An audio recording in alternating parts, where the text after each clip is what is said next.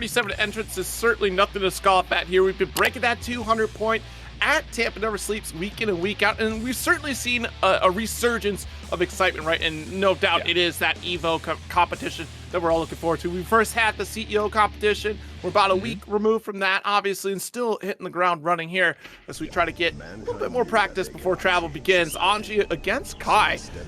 You know, obviously, Anji has been seeing a little bit of a rise in terms of utilization out here, and of course, that strength is, you know, still very potent for the character here, but Kai is really the talk of the town in this version of the game. We've said it every week so far since the latest patch, and we've seen plenty of players showcase exactly why that is the case.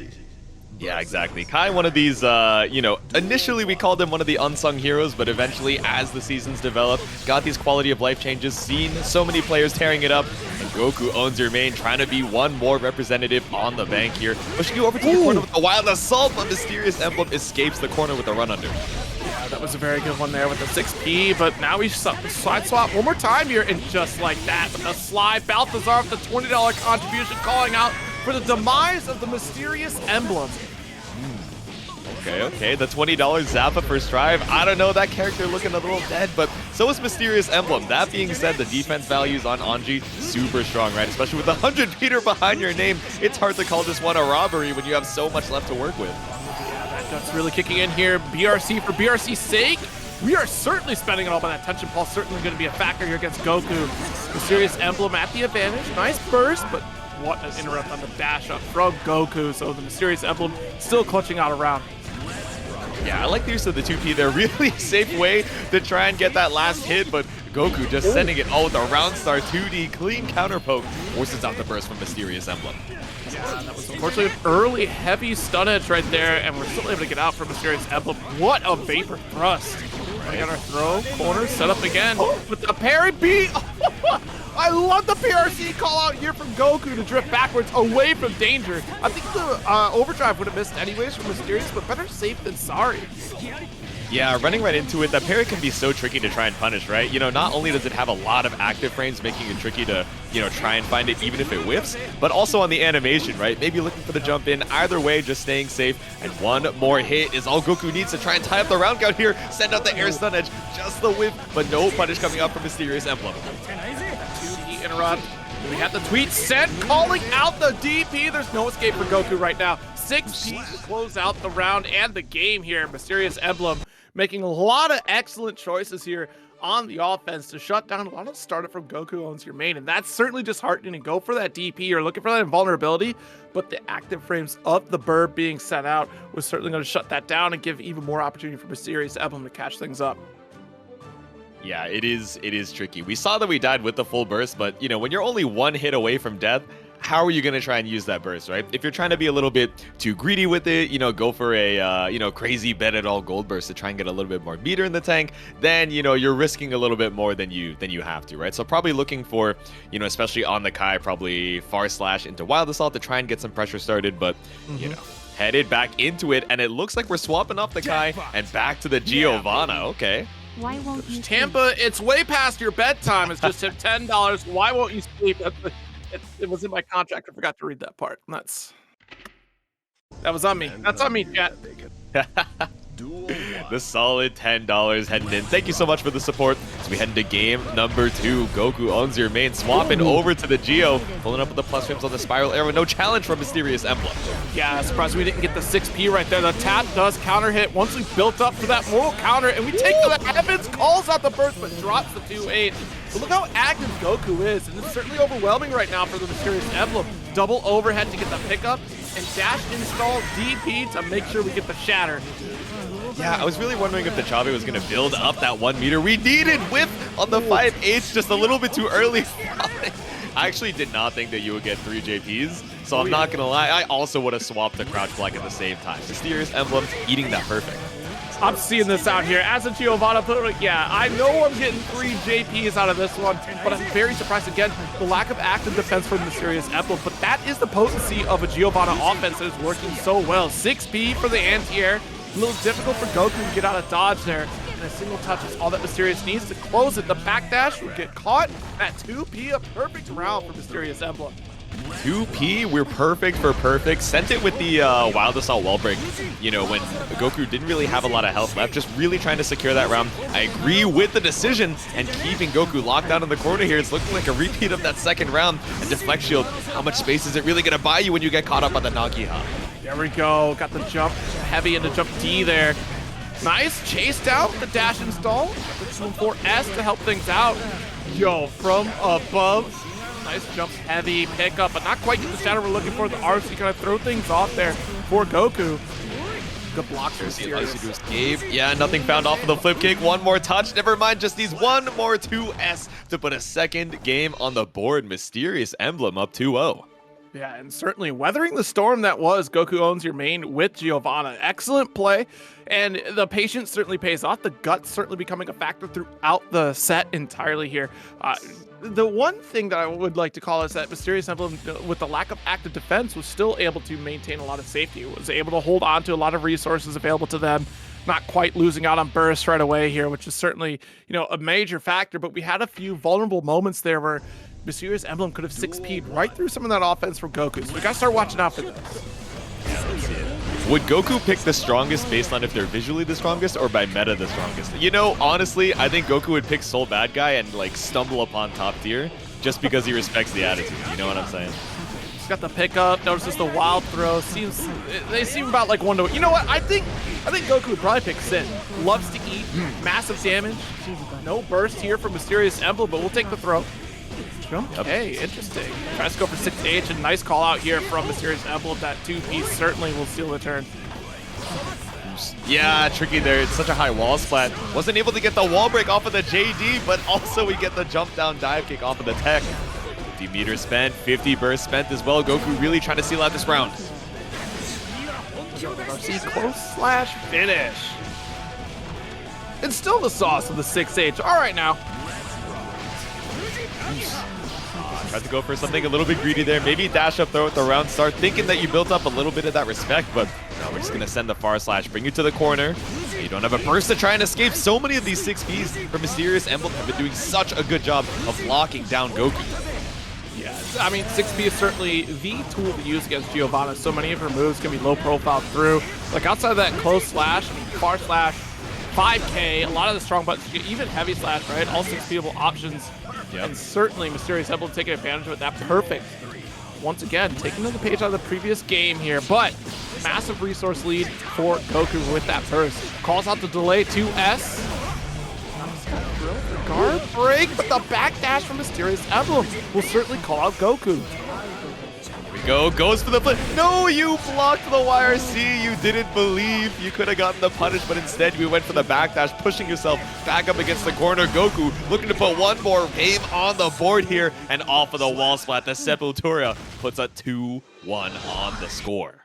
There we go. Finally finding our footing in this set so far, but MysteriousEmblem still coming out on top right now with that 2-1 lead, right? And still maintaining that strong defense that we're seeing throughout the set. We're getting called out by some of those guard break situations here, especially after throw. The dash install drill certainly, you know, making things a little tricky here for MysteriousEmblem trying to steal back, but the back dashes that we're seeing from Emblem have been phenomenal.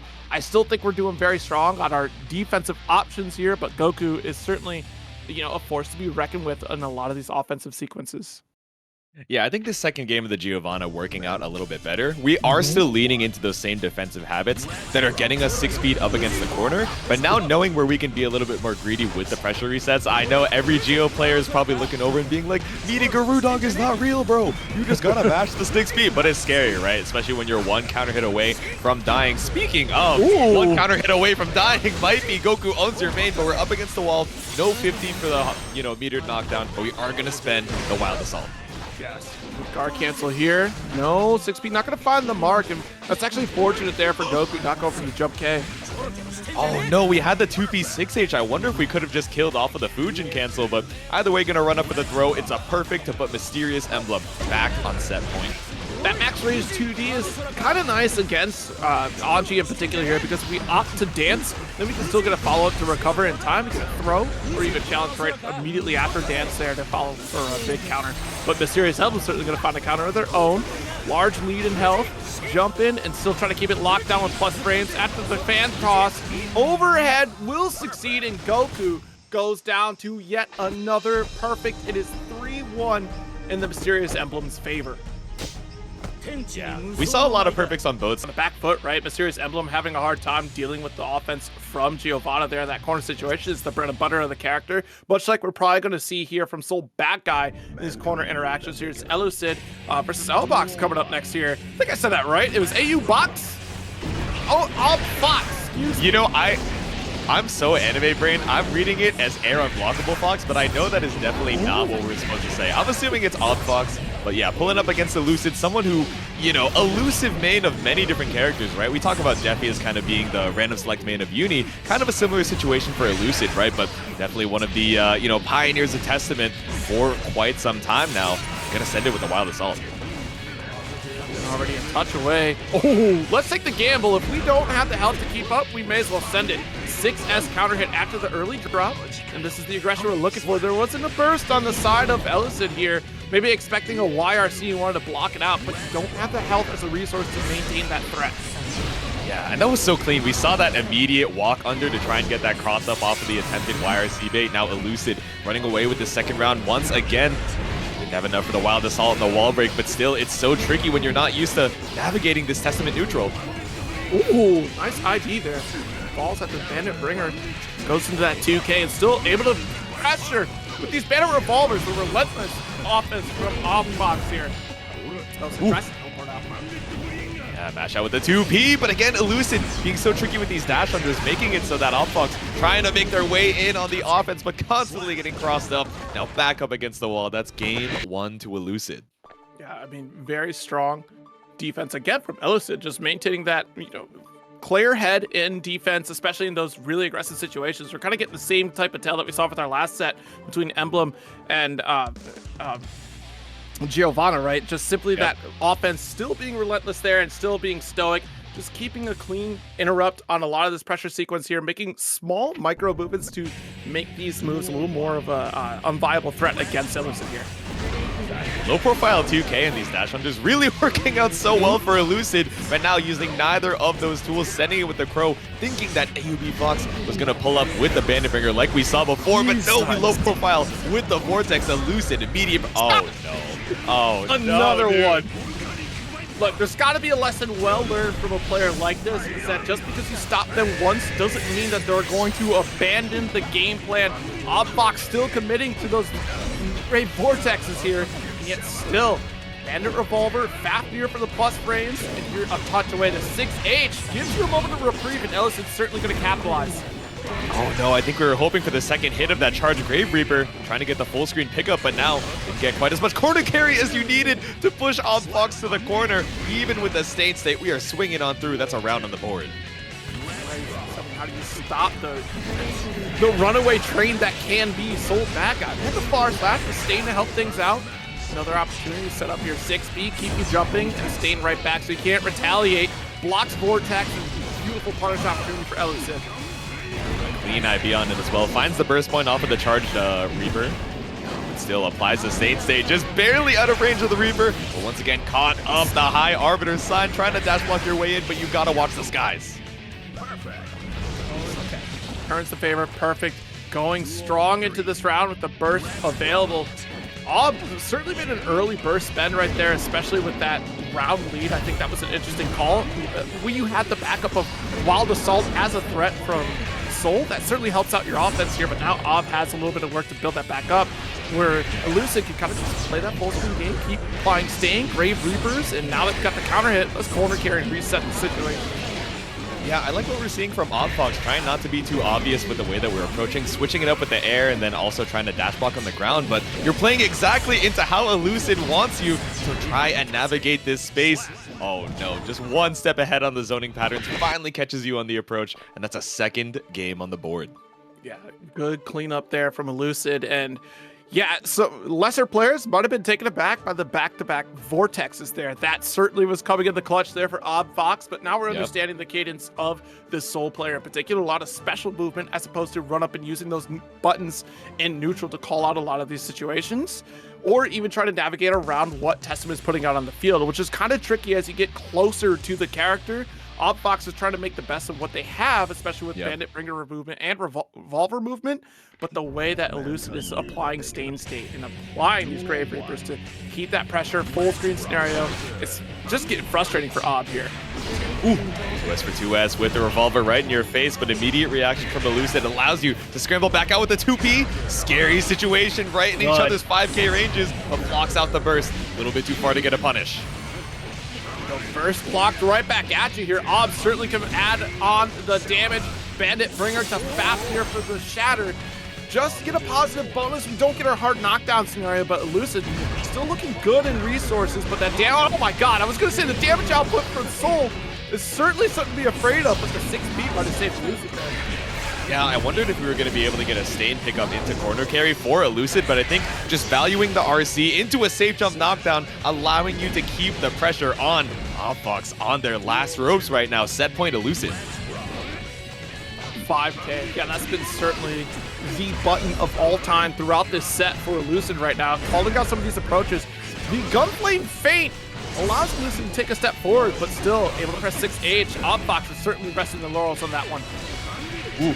Up, stagger off of the 2K, finds the far slash, finds the sub from Moosey PM as well. I don't know, Aubfox might need even more support to try and escape the corner. One more hit is all you need, but Elucid has taken rounds closer than this. So much meter in the bank as well. They just want to spend it, of course.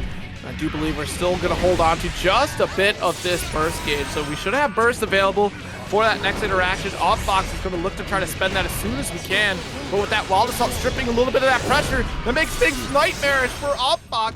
And look at that, the super to close it out. Very sneaky stuff from Elucid because that games you can see here on the schedule with tomorrow kicking off on Tekken 8. But there's more to be said about that one as we get into Brone versus JJnews. Chipp extraordinaire looking for the photographs of Spider-Man still to this day, and I'm not sure it's going to get them. Dude, I saw the in-game name and I saw Prem. I was like, this dude does not play Stride. There is no Elfelt, or what's it called? Eltnum, analog that I think he would want to play, but then I realized it was Brone. Showing some love over there to the California side. Showing some love into the Fujin. The whiff on the 2D is going to be huge for Brone.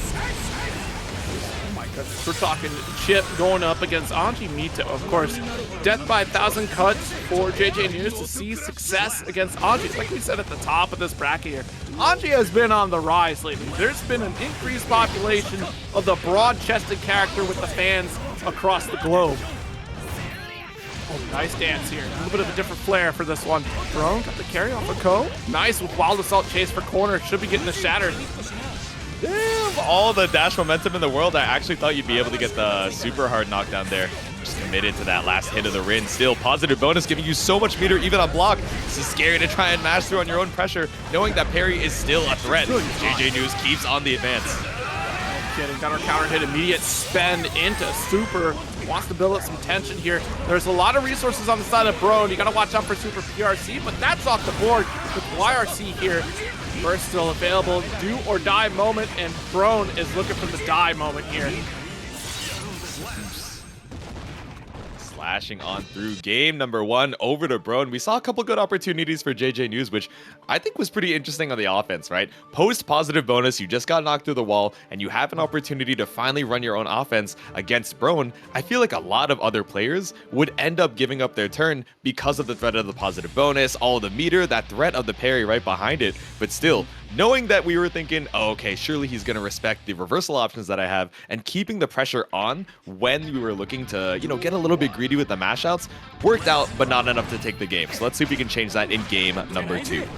Yeah, and that's a great call out too, because you made that meter inefficient for Brone on that next interaction because we didn't get to spend it during that positive bonus. You made your own meter game about even for that, but unfortunately Anji's still able to keep up in damage. I mean, look at this here.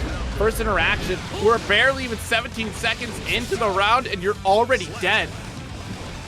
Absolute speed run once again. 17 seconds, no burst left on the table for round number 2. I think that's definitely worse for JJnews than it is Brone, right? I mean, yeah, Wild Assault is off the table, but any big counter hit is going to eat such a big chunk of your life, especially with Brone, someone so optimized on the bombos. Does find the overhead wreck a hit, though.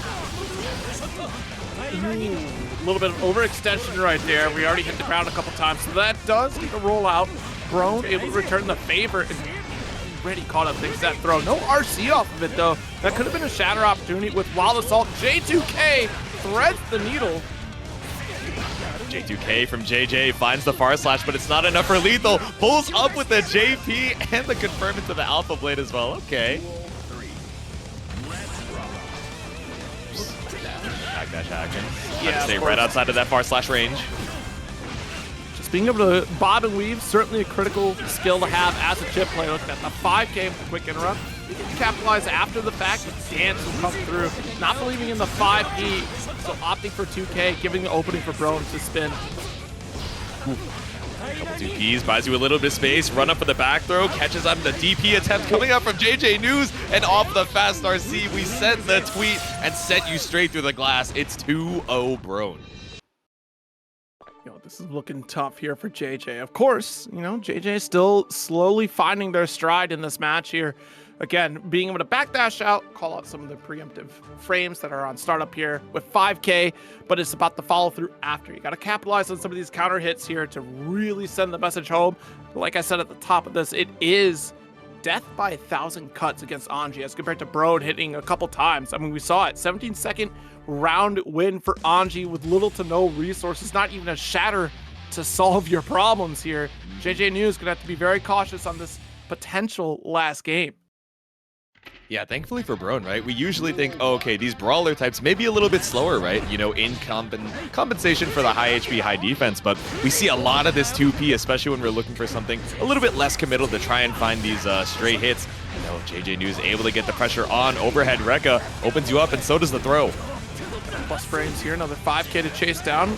Adding up to that risk gauge as much as we can. 2K, 2D, we stand up a little bit early with the button press for a counter hit. Bursting away, JJnews trying to maintain corner presence, but the 5H will certainly get caught. Yeah, super tricky from Brone. I like the use of the JD as the air stall, and the fast RC immediately puts Brone on set point. Good IV, but unfortunately fans away. Brone able to steal back the turn with bus frames. There it is. Surprise! I wonder if we attempt a DP right there. That'd be a big call out, but something we saw earlier. Certainly an option. 5K does get called up on the jump in from JJnews. Good throw, no RC yet. Wants to try to save it for this next interaction. Backs away entirely for the Fujin. Good spin series here. I'm catching Power Rangers the movie action right here off of that one. That's what I'm saying. Maybe a little bit too early on the record for the pickup earlier, but still another overhead gonna catch you out, quickly evening up the life lead. Positive bonus, you're just barely over that 50-meter threshold, looking for a 6P, nothing found. Walks right into the Fujin, and Wild Assault isn't enough to strip the burst, but another Fujin is enough to seal out the set 3-0. Another Chipp pulling up here after my own heart. You're not quite Voltron, but you're probably going to be built like Voltron in this set with the $5 contribution from Mika here. XD? That's it. Of course, Mika would say XD.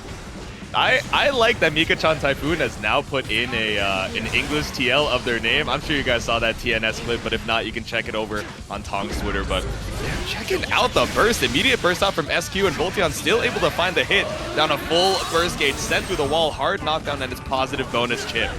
Yeah, looking a little worse for wear as SQ tries to go for jump back S.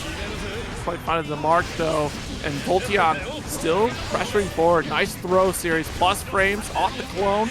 RC fast version for the low, and SQ gonna go down a round. That's Guilty Gear, baby. That is just how it goes. At least we built up the burst for it, right? But I don't know, being down around, SQ really trying to make something of it, trying to get that positive bonus to reinvest up against the wall. The risk was Craig, but we are sending the DP and getting back so much space for it. Trying to jump out there, and that was a 5K call out from Voltiyon. Backing off here, no Rekka for you. SQ going through the wall.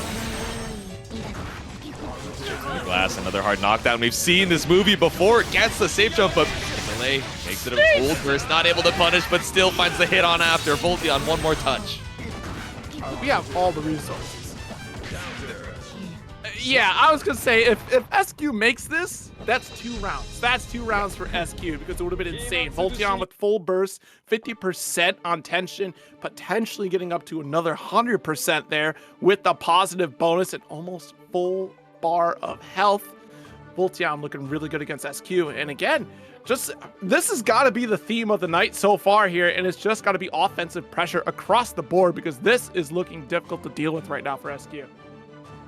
Yeah, exactly. When you're put on that back foot, it's so terrifying, right? You know, so much of your pressure and your confirms get opened up when you're able to spend that burst into Wild Assault, getting that hard knockdown, or even just trying to get routing into breaking the wall and then refreshing that resource. When you have to spend it on the blue burst, it's going to be a long time until that comes back and so much time for your opponent to keep the pressure on. But let's see if SQ can take a more proactive approach here heading into game number 2.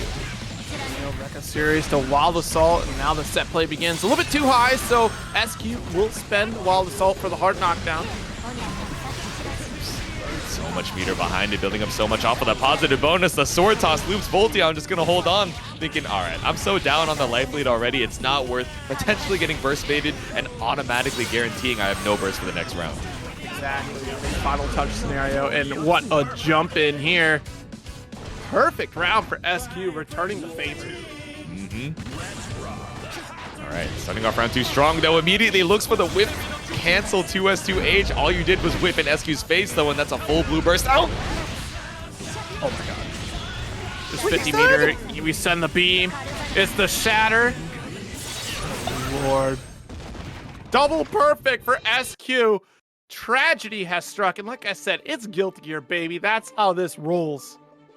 What happened, man? All right, that was a rough first game for SQ, and then immediately she took a deep breath, locked in, and went, all right, double perfect, double perfect. That was a chat challenge, right? She's streaming right now. Someone spent their channel points, said it has to be double perfect or nothing. She said bet.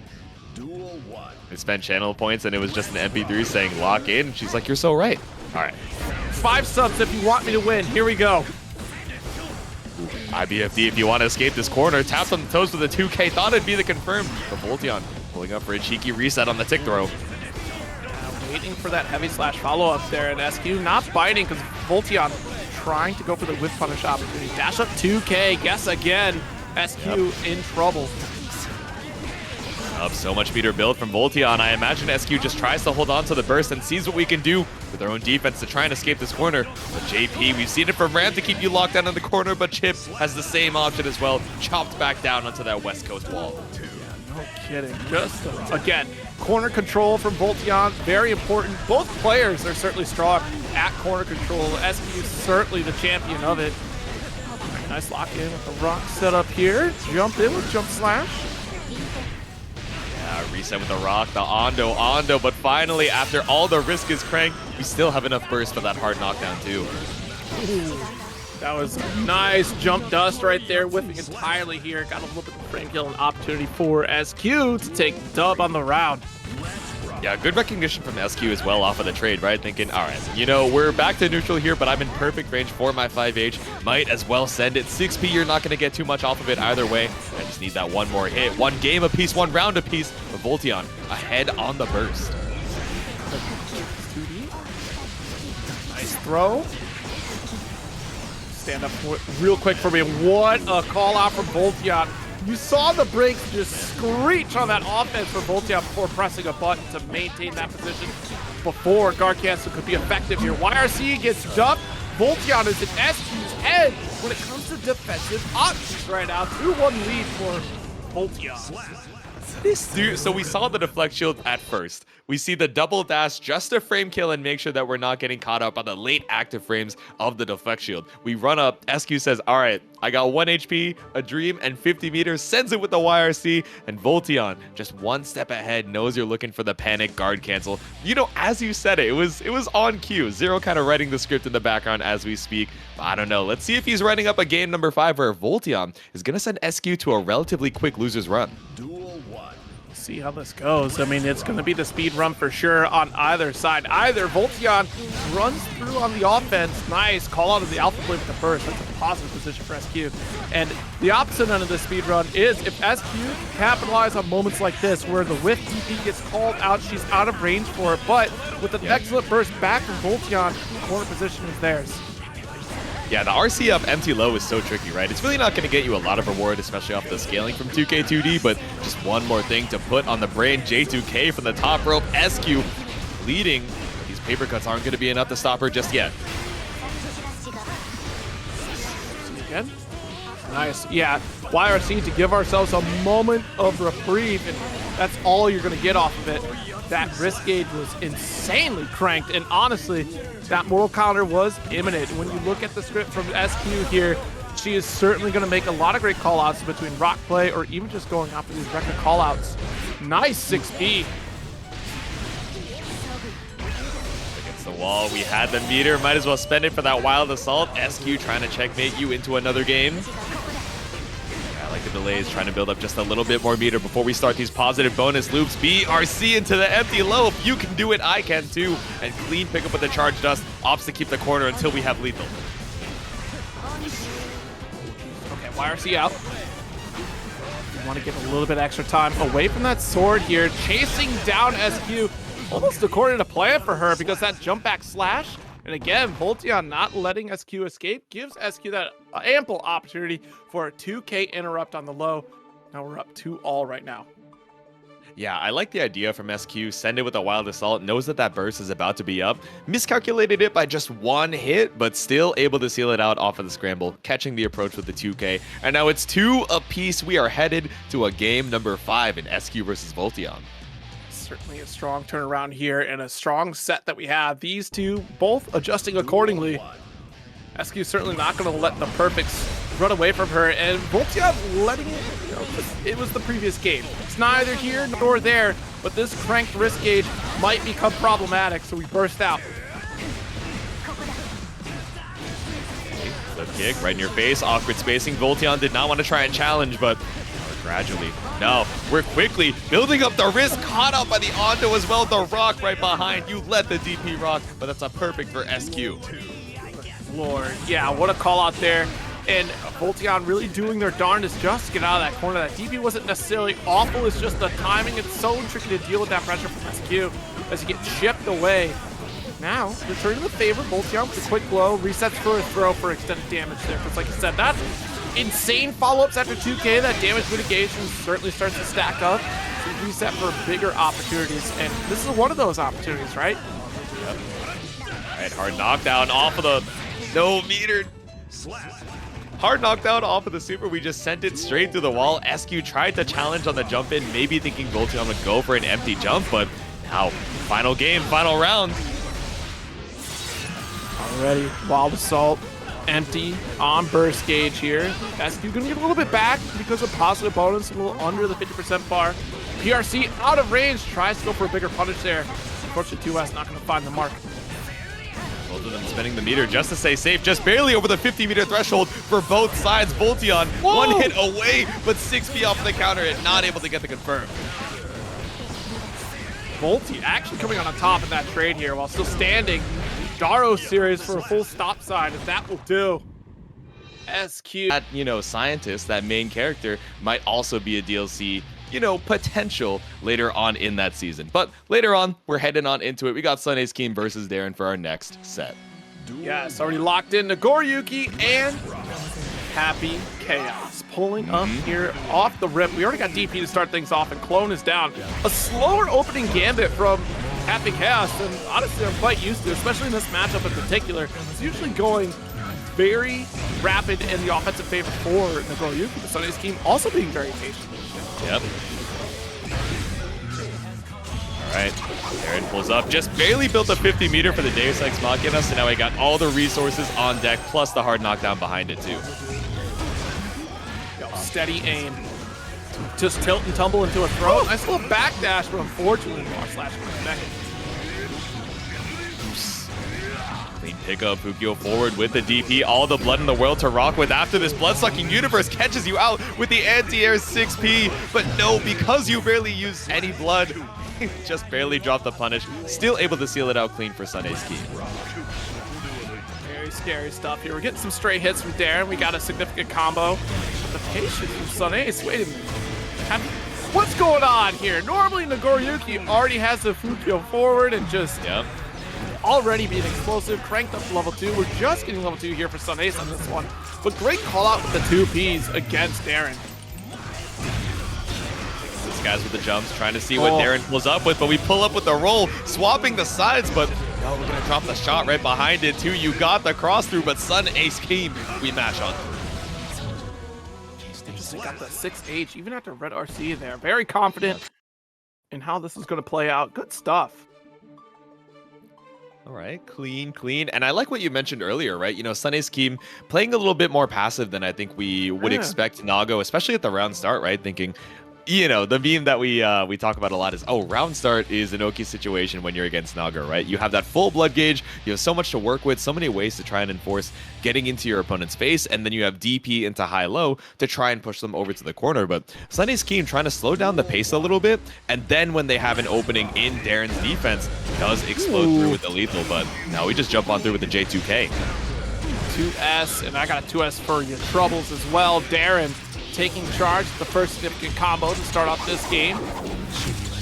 We're getting a little bit of flares from the last game as well, where Darren took that substantial lead, and SonAce was able to answer in kind. We'll see if that happens here. Nice jump P to jail it out.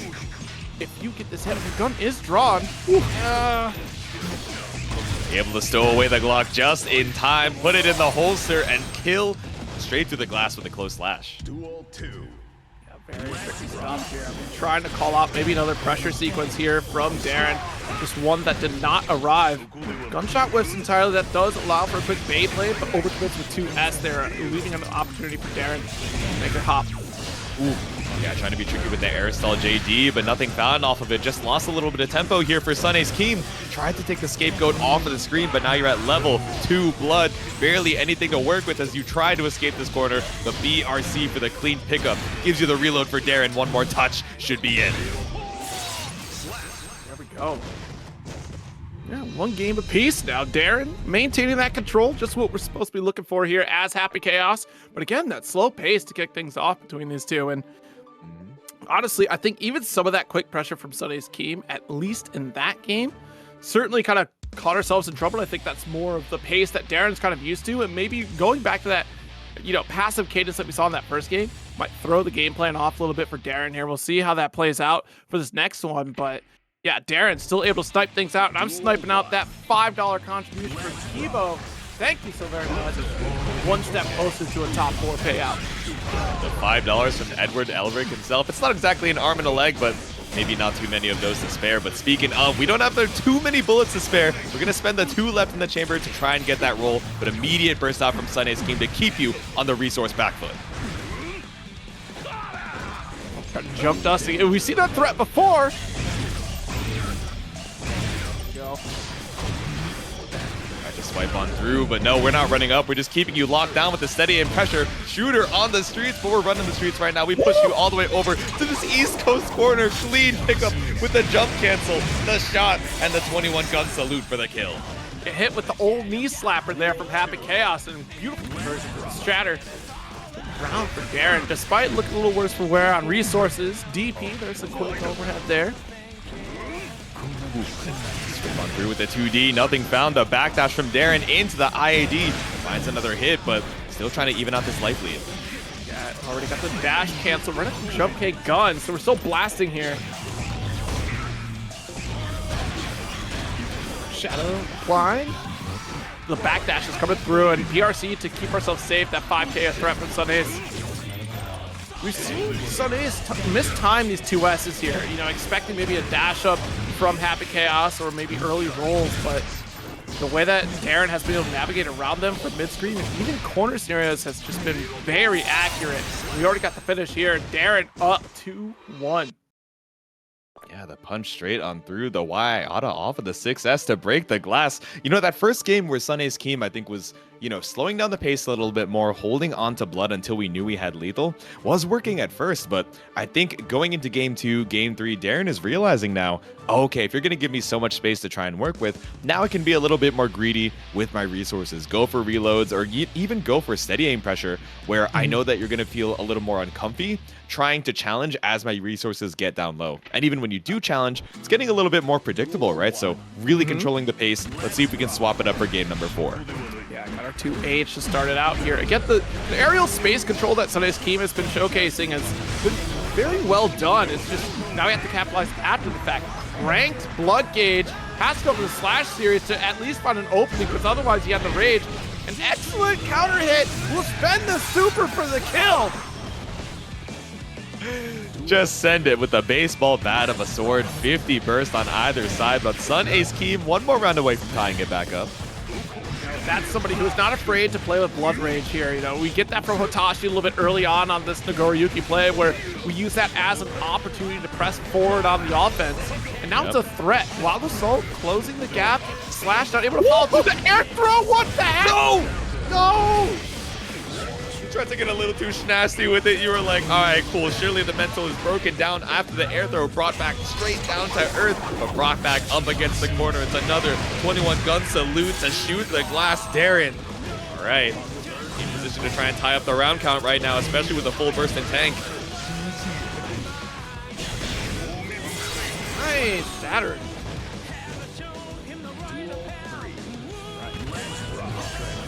Final round opportunity here for Darren. Good dash back, JS. That's a burst out from SonAceKeem. Tries to hold on to the corner pressure, but after getting caught with that 2K2D, we're losing so much space.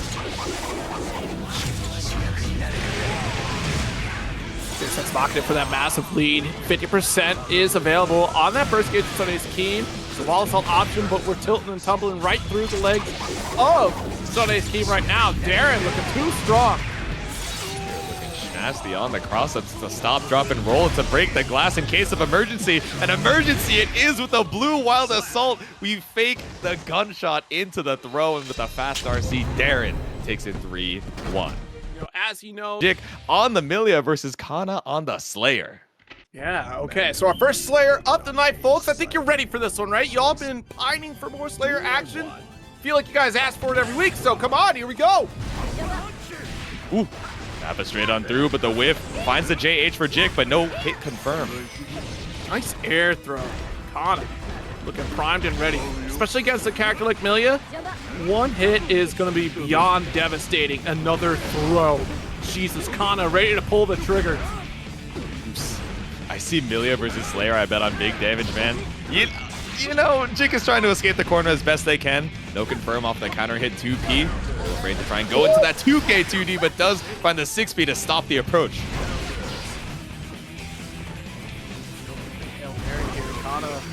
A little low on that burst gauge, about to get it back. PRC tries to go for low, and it's all that Jikh can do to navigate to try to lock down some of this Kana offense. And Kana's just chasing down with ease, it seems like. Yo, one more, not gonna happen. Jikh is trying to avoid the rodeo, just chilling in the air, trying to be tricky with the air movement, but Kana just making their way through Lego Bull. YRC, one more hit is all we need. Not gonna be enough off of that. Jesus, 2H for the finish. Let's go. That hurts. No matter who you are, that's gonna hurt. And it's a low, so good luck. Nice. Picks it up. Kana bursting for your life. Ooh, very good side swap off the Capel here. Okay, Ivy on the JH, but it's not going to get you. Turned back Mirage into the Artemis. Caught out, back to the same side here. Jikh just keeping the pressure on with the Vortex.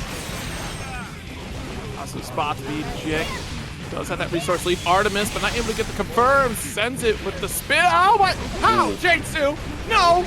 No, that is still airborne. I refuse to believe. What? It's just mistimed media? What happened? I'm gonna need to see a clip on that one, but still we gotta stay in the present. It's the bite. Universe counter hit available.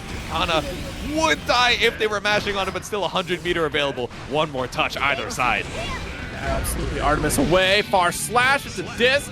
You are so lucky. You avoided that map a hunch a little bit earlier there by the time you got into that corner.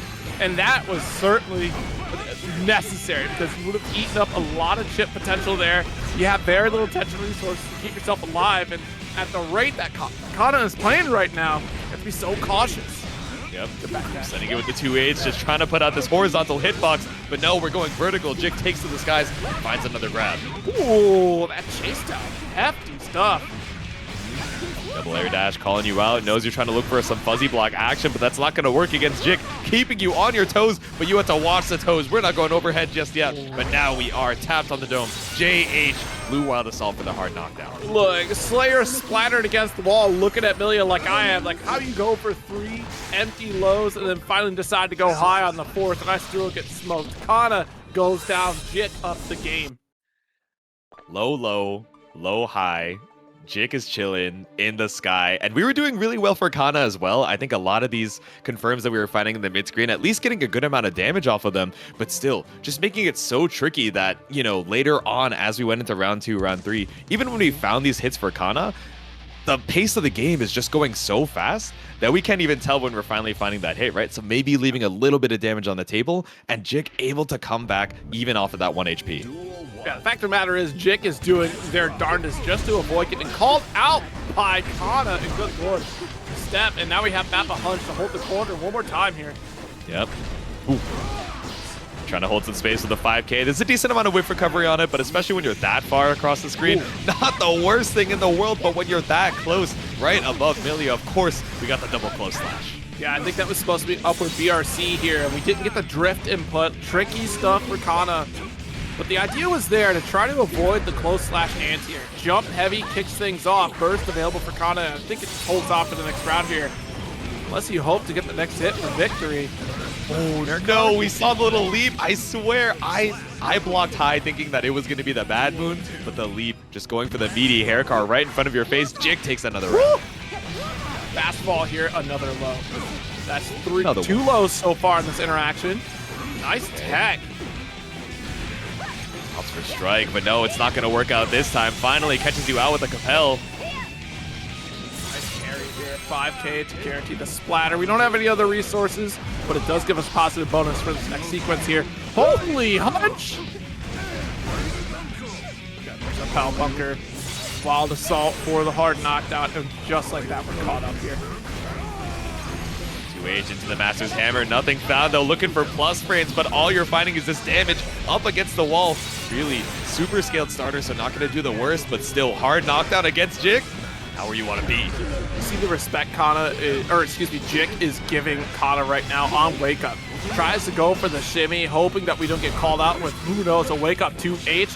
Hunch into toss. You thought you could RC in the face of Jikh? We already had the finger on the throw button. Yeah, I'm not going to lie. When we finally, you know, waited out the meter expenditure from Jikh, yes, we were still so behind on the life for Kana, but with meter in the tank, you were just looking for that one last hit, and it was pretty scary for Jikh, right? We did not have the blue burst available to escape if we got caught out. I think that's the whole thing of this set entirely. Just because you deal like a substantial amount of damage to Kana on Slayer, that doesn't mean that you're out of the woods. Like, it's not over until it says slash. It's so true for a character like Millia. Both Millia and Chipp, obviously, the Twitter clip extraordinary characters because they're so low on health. That one stray hit from Slayer could spell disaster. It doesn't matter how good you're playing. These Mappa Hunches are hunting for you. Yeah, I got a hunch that we're trying to look for this counter hit. Just triple Mappa over here in the mid-screen. Kana struggling to find any escape, but no, finally finds the back throw. Catch on the fastball there. Most heavy. That one being pile bunker here. Hold the frames. Okay, Artemis to try and catch out any approach. Nothing found. Speaking of, the approach with the Mappa, not going to work out here. All right, PRC jump heavy.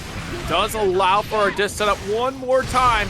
Watch out, Wolf's meter there. Nice call out on the guard cancel, but bad mood.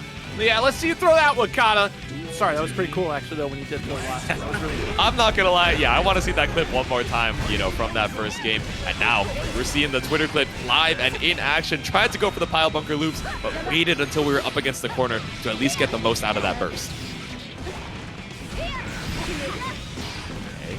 Safe jump, still a little drop on the combo, but S-Disc puts you right back into the corner where Jikh wants you. Goes high in a 2P upon landing. Nice backdash to avoid the 2H. I think it was just preemptive anyway. 6P, what a call out. There's burst available for Kana. Insane routing to the fast PRC to bait out the burst and to swap the sides do up against the wall. Kana, all the meter in the world. No HP, no burst. How are we going to make our way in? Tries to whip the Mappa to make you look for the whip punish, and pile bunker loops should be enough to kill. for the animation. The SMP, no save move for Horatius. That's super. Mappa hunch to finally put a round on the board here for Kana. Close slash. Corner carry here. No side swap on that one. I certainly got cross-eyed with the fastball there. Yep. I would have blocked the other side, but either way, we're going straight through to the other side of the map. Caught out with the Mirage into Artemis once again for that same side. Jeez, what a smart Artemis right there, right? Avoiding that 2H entirely, avoiding the reversal option from Kana. Jikh is reading Kana like a book and certainly will advance just like that. A little bit since I've seen some Bridget play here. Okay. You think you'd see a little bit more of Bridget here. Certainly less Eno. That makes sense at this point, right? Yeah. But Bridget, I feel like we see a lot more of. Yeah, Bridget, one of these characters with really good mid-range buttons, and of course, when she finally gets that knockdown, it is terrifying to try and escape. But I think one of the big things, right, not doing a ton of damage for each of her confirms allows her opponents to get a lot of bursts, where, especially in Season 3.5, giving your opponent more opportunities to burst and to Wild Assault is terrifying. But I don't know if Kshu is particularly terrified of this matchup, right? Going into Bridget, yes, it's tricky for the normals, but Kshu, being a former or current Bridget main as well, should be very familiar with this character. Yeah, especially being able to stroke under some of these further buttons, right? The slash and heavy slash, that helps. The navigation on offense is certainly paying a dividends here for Kshu. Yep. Chemical Love backs off, and look at this, we're sniping off yo-yo sets. He did double HCL with the MLA into the 2K. It's the battle of the acronyms here, and Kshu takes a clean first round. Nice. Okay, opens up. There's our DP, first of its kind here from Ceryneia. I was actually wondering if that was supposed to be a safe jump setup off of the whiff MLA into JK. Maybe just a little bit too late there, but Kshu making up for lost time here with a 50% taken on Cerynia's health bar. Made out the burst here with the empty 5K. Nothing found. The fuzzy, the F cheeky JS into the super. Kshu, a quick game one. Said, did you block? My bad. Block more frames. Here we go, fuzzy. I'm saying, man. Glad we still see some Rock Witches out here. Yeah, I was wondering, when I saw Kshu over in the stream queue, I was wondering who he was going to play. I know he's bounced back and forth. Of course, we know, a lot of us know him for the Eno, had a really long stint on the Bridget as well. Also tore it up with the Testament, and I feel like tries out all the other DLCs. But as an Eno main myself, I'm happy to see the Wicked Witch back on the screen for game number 2. Oh, game number 2, Kshu already looking very strong at the outset. You see that quick FD, right? To try to call out that backdash. Potentially going to be a slash or heavy slash option from Ceryneia. Early burst spend, though, just to try to maintain some of that offense. That 2S certainly going to snipe the ankles out here. Yeah, I think good friends with the Wild Assault. Fine spending the 100 meter as long as we get that hard knockdown. Gonna refresh it off the positive bonus too. We did air dash BRC with JH. I can't even keep up. I'm trying to read out the combo, but he's killing before I have the chance. Just say you're dead. They're dead. That's what's happening, Jsu. The person died. Still need to know how. The obituary is crazy. No challenge on the rehop after the dive, but we are going to find a challenge after the deflect shield. Quick start here. Again, look at the way that Kshu was sniping. You're right. That Bridget expertise is really showing out here because we know how to navigate some of these pressure sequences with these low profiling moves. Doesn't even have to be stroke. We're close enough. We're going for that 2S. Ooh. Oh yeah, tricky with the node too. I was wondering if you were going to full commit to the anti-air routing. Catches you on the ground, but I love the dash up from Ceryneia, making it so that the extra nodes didn't get enough hits to stop you, but Kshu's still keeping the pressure on. Called out that backdash, slowing things down a little bit here, but Kshu already has that burst available. YRC steals it back again, but second time we're seeing it here. I mean, very conservative with the reversals of Ceryneia, but unfortunately, Kshu still going to let it rock. A couple dashes to open up, and that's one thing you kind of want to watch out for against, much easier said than done, is those quick dashes, which is absolutely terrifying to deal with. Of course, you want to try to sneak in a DP like that, but good luck trying to react to that timing here. It happens so fast. It's difficult to really pump out that DP unless you're either churning the butter or for a fact your opponent's pressure sequence. Exactly. I like what we're seeing from Ceryneia, you know, showing a little bit more of these DPs, you know, in the middle of pressure strings rather than on wake up where, all right, we've established that Kshu is woke with the safe jump setups, but, you know, just trying to challenge some of these setups. Yes, it's not always working, but that 2H is going to get us so much mileage. Absolutely. And that's just a part of the bread and butter of Eno play, right? Like, you're going to see those safe jumps for sure, and it's really tricky to deal with against Eno. You do have tools as Bridget. It's just, look at this again, set like really finding the mark. Yeah, you have really good bunts to try and keep her out, but if you're swinging at the wrong side of the screen, she is going to make her way in with such tricky movement on the hover dash. It goes past the YRC because the super is a projectile. Help. There we go. Oh, 5K. Not a massive conversion after that. There could have been a little bit more, though. Ooh. We had that Makashi stand still trying to bait out Kshu to wait it out, but no, it's a drop on the Wild Assault. Oh, Jesus. Yeah, unfortunately, allowing Kshu to run free throughout the skies with no anti-airs, no 6Ps to your name. DP gets blocked, but you have the ejector seat ready and available. Oh! You did! You mashed 2D on 1,000,000 plus rates from Kshu, and now you're gonna die for it. It worked out on the counter hit, but still escapes the pressure. Kshu seals chip damage, let alone the risk gauge increments that we build up here for each straight hit of the Behemoth Typhoon. I mean, that's already threatening of itself. For Simfukai, trying to navigate this space is gonna be a little tricky. Yeah, it's going to be tricky, right? We think of Testament as this character that has such good counter approach tools, zoning tools as well, but when Red is just going to immediately send it with the White Wild Assault, run up for the throw, now you're in the corner, 50% of your life, and rapidly approaching 25, even just off that chip damage, finally finds a hit. Yeah, it's such a scary round start to have to deal with. White Wild Assault will just go right through whatever you start with, so you're playing that gamble game, much like you were with Nagoriyuki, who also has White Wild Assault. Yep. You'll have to deal with the guessing game at round start if Goldlewis feels so inclined to Wild Assault there. Now Simfukai, look at this, already returning the favor and closing out the round in what was a scary start. Red probably gonna go for Wild Assault here on another interaction. We already got called out initially for that round start, not paying off. Wonderful on the first here.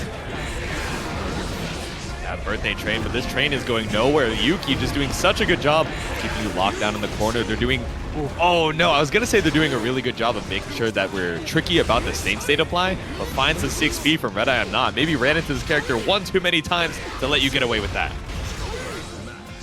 Our shatter, Wild Assault, just to get the hard knockdown, not quite the kill. I imagine that wall snake, you're not able to get a Behemoth Typhoon kill, so we just wanted the hard knockdown, and we knock on the door with a quick overhead. Start, strip away some of this burst. Let's get some risk gauge crank. So we look at that chip damage. You even open up Simfukai. It looks like you took a solid hit to their health. Oh my god, the tipper spacing on the JD, still able to make your way in off of the IAD, the clash of the 6Ps, both such good buttons, but Yuki not able to find something after the clash. That's the game for Red. It was an immediate cancel into the Behemoth Typhoon. We already had our initial Behemoth start. We clashed. Let's send it right back. Let's send it back with another Behemoth Typhoon right there for the big counter hit damage, because even Simfukai wanted to try to challenge right there. Oh. It's terrifying, right? You don't want to let Goldlewis get away with, you know, a ton of gaps in pressure, but especially on a character like Testament, right? Not particularly tanky on HP or defense, especially not the guts. You know, you're risking quite a bit of your HP and most oftentimes your life on trying to challenge in that block string. Yeah, absolutely. That's always the scary factor of playing against Goldlewis. And don't even think about trying to go for guard cancel, right? Because if the opponent calls it out and Goldlewis calls it out, that's a White Wild Assault waiting to happen because there's no escape from that point. And we've seen even still some RC drifts happen. We've seen connections just get dropped entirely because we go too hard. We'll see how this plays out here in just a moment, folks. Maybe it's just on us. Yeah, it is I don't know if y'all noticed, there has been a hurricane passing through the south here. So first off, hope you're all safe at home. But secondly, that might be affecting some internet on our end here, but hopefully not for the players. We got the time stone. Yeah, we had the classics from Marvel. Now we're jumping back into Infinite. No, but the pressure is not infinite. We just PRC. Oh, PRC super through the invul right through the meaty arbiter. Okay, clean coming out from Red. There we go. Drones away.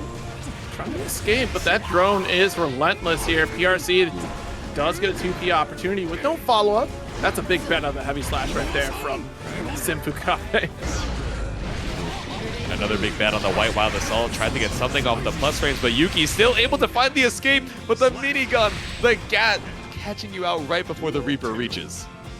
Yeah, you've seen that mobile ad, right? You know, you have to go through the portals, you pick up the minigun. That's exactly what RedIAmNot just did here. So I don't need to deal with the zombie horde. I got the Gat.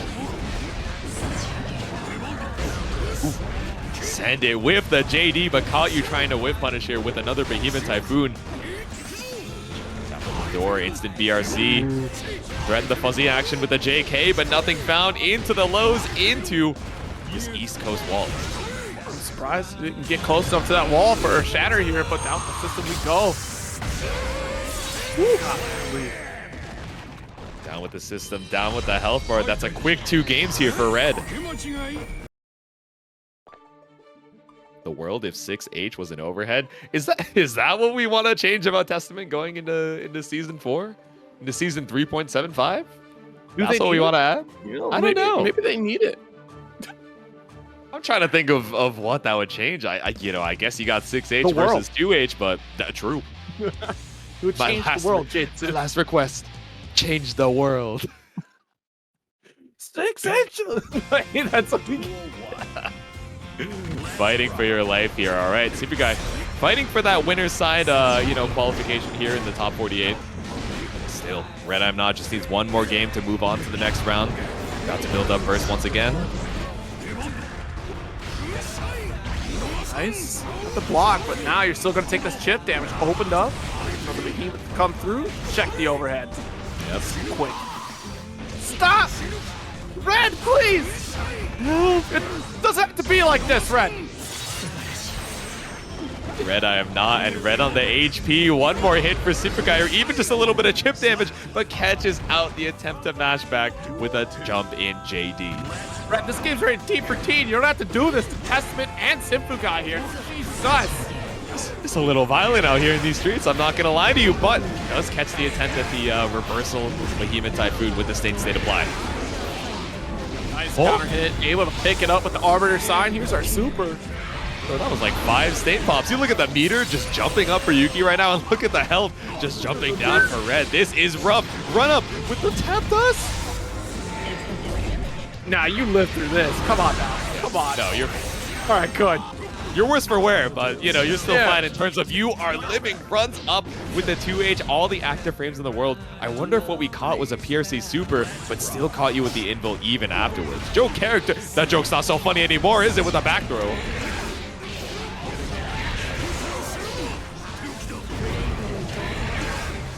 Couple snipes, avoids the drone, and look at that, you stopped the forward momentum here from Red because you kept throwing out the stage opportunities here. Having the block will give you more time to jump over drone, allow for this offense open. Simfukai with a nice shatter, looking to return the favor to stop the momentum of RedIAmNot. Will certainly succeed with this super. Micro dash forward into the meaty overhead Arbiter. It's so tricky. RedIAmNot not able to escape the state pressure, and Yuki puts a game on the board.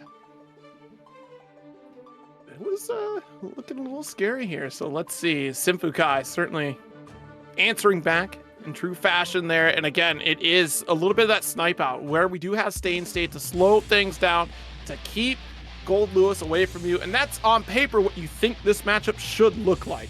Where Testament does get the bully from full screen, make it a nightmare for Goldlewis, but White Wild Assault changes so much. And the fact that is that in those last few moments, we didn't necessarily have that tool available to us. Drone was away. This Wild Assault, you see, full screen again was supposed to be Simfukai's turn, but let's eradicate that off the field. Red trying to take their turn right now with the White Wild Assault, but I like the spacing that Yuki is presenting here. Just barely out of range of it, looking for these, even if they're light confirms, just making sure that we're confirming into state so that Red is a little bit more scared to mash out. Go. I mean, yeah, that's such a brilliant call out there too, is the fact that we're playing at that space where we weather the storm of the White Wild Assault. That should have whiffed. No, yeah, there we go. Was able to block, and it whiffed. We were able to block. It was so meaty, we were able to block too. So I think what we saw there was the 1080p super, right? So it gives you a little bit more info, but it's also a little bit slower, so it gives you more time to recover from the 2H. Yuki stay safe after the post-wall break meaty. Okay. Low Arbiter, staying carry. Yeah, you don't get the press here. We got another Stain to snipe it out. I mean, that Gatling gun was certainly a threat here. Quick reaction from Simplekana to, again, control the screen space, but the Behemoth Typhoon, bless the dome one more time. Don't stand up against Goldlewis, I guess, because honestly, these overheads still coming in clean for Red. Nah, me personally, if my opponent can do double running 862, like, you know, that's the round for them. I'll allow it. They'll take it, and they'll do it one more time, especially with the OTG behind it. And potentially match point for Red, but now we're in a situation with no burst available here in terms of White Wild Assault. Opening Gambit will be strong for Simfu. Nice. 60 Stain Stay, giving you some plus frames here to reapply the Stain. There it is.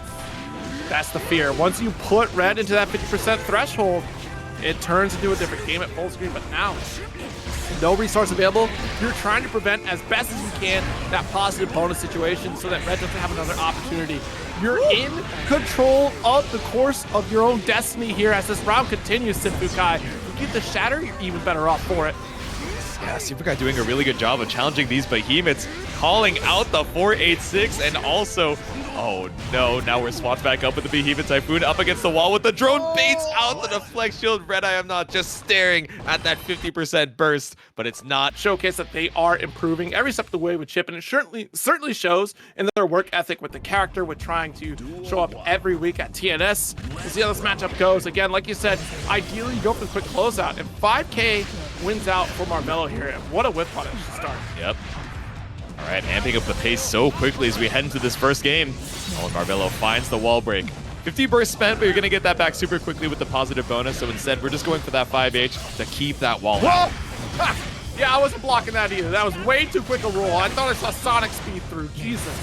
That's what I'm saying. Just keeping the pace up right now. Sends it with the 6S, able to PRC in time, but it doesn't allow you to escape the pressure. Burst out for Marvello.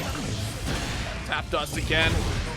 Up against the wall. I mean, that's all that final sequence was. It's just trading tap dust back and forth here. Spent the burst, and Marvello ahead here to round start. We'll have a Wild Assault available. Quick 5K to call it the clone. Nice 2D. All right, J2K, but still gonna grab right after it. Opting to RPS. We're trying to make our way back out of the corner. Sees the run up and is able to backdash the throw as well. This is a big convert for Aaron. No kidding. Soft knockdown, still got the steady aim to pull off here. PRC, yeah, there we go. Caught ducking. Aaron Damac is cooking with these tap dusts and making Marvello second guess their own defensive decision. Because you saw Marvello stood up for a moment, but Aaron just gave that small shimmy. Like, actually, what am I gonna do? And sure enough, we got the duck. There's our tap dust, and we're still slowed down by the RC. That was wild. Dude, BRC into run up, backstep, run up, backstep is so evil. You're like, oh, surely we don't go for a triple shimmy. Surely you throw out a throw here, right? Eventually on the run up, and then you get caught up on the whip. You're like, There's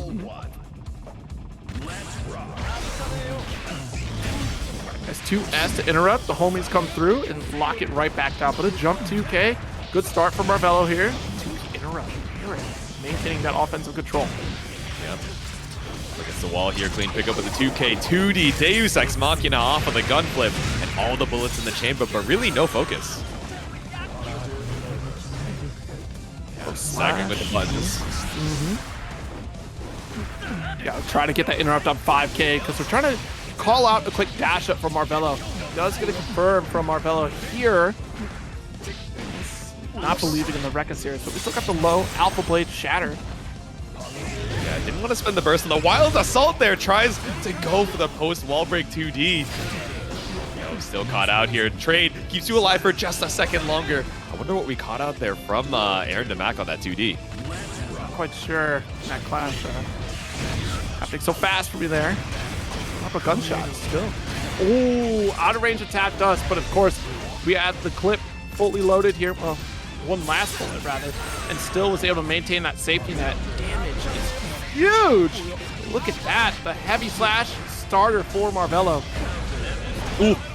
Whiff on the shot, unfortunately not going to work out here for Aaron. You spent so many of those resources just on the jump in, that triple at the ready, and now Marvelo knows that you're on that resource back foot, awkward with a single bullet in the chamber, but like you said, Zero, these tap dusts working out so well for Aaron right now. Yeah, absolutely backed up with a full case of bullets here. This is certainly going to be a tall order for Marvelo on this next interaction if you want to close out the game now. Just a quick run-up throw after the 2K. He slides through, he pulls up, he catches you with a little leggy. One more round on the board here for Aaron. But again, a strong start for Marvelo. Clean knockdown. Nice 5P to get the anti-air real quick. A little too far away for offensive pressure, and 2S will be an opportunity there for Aaron.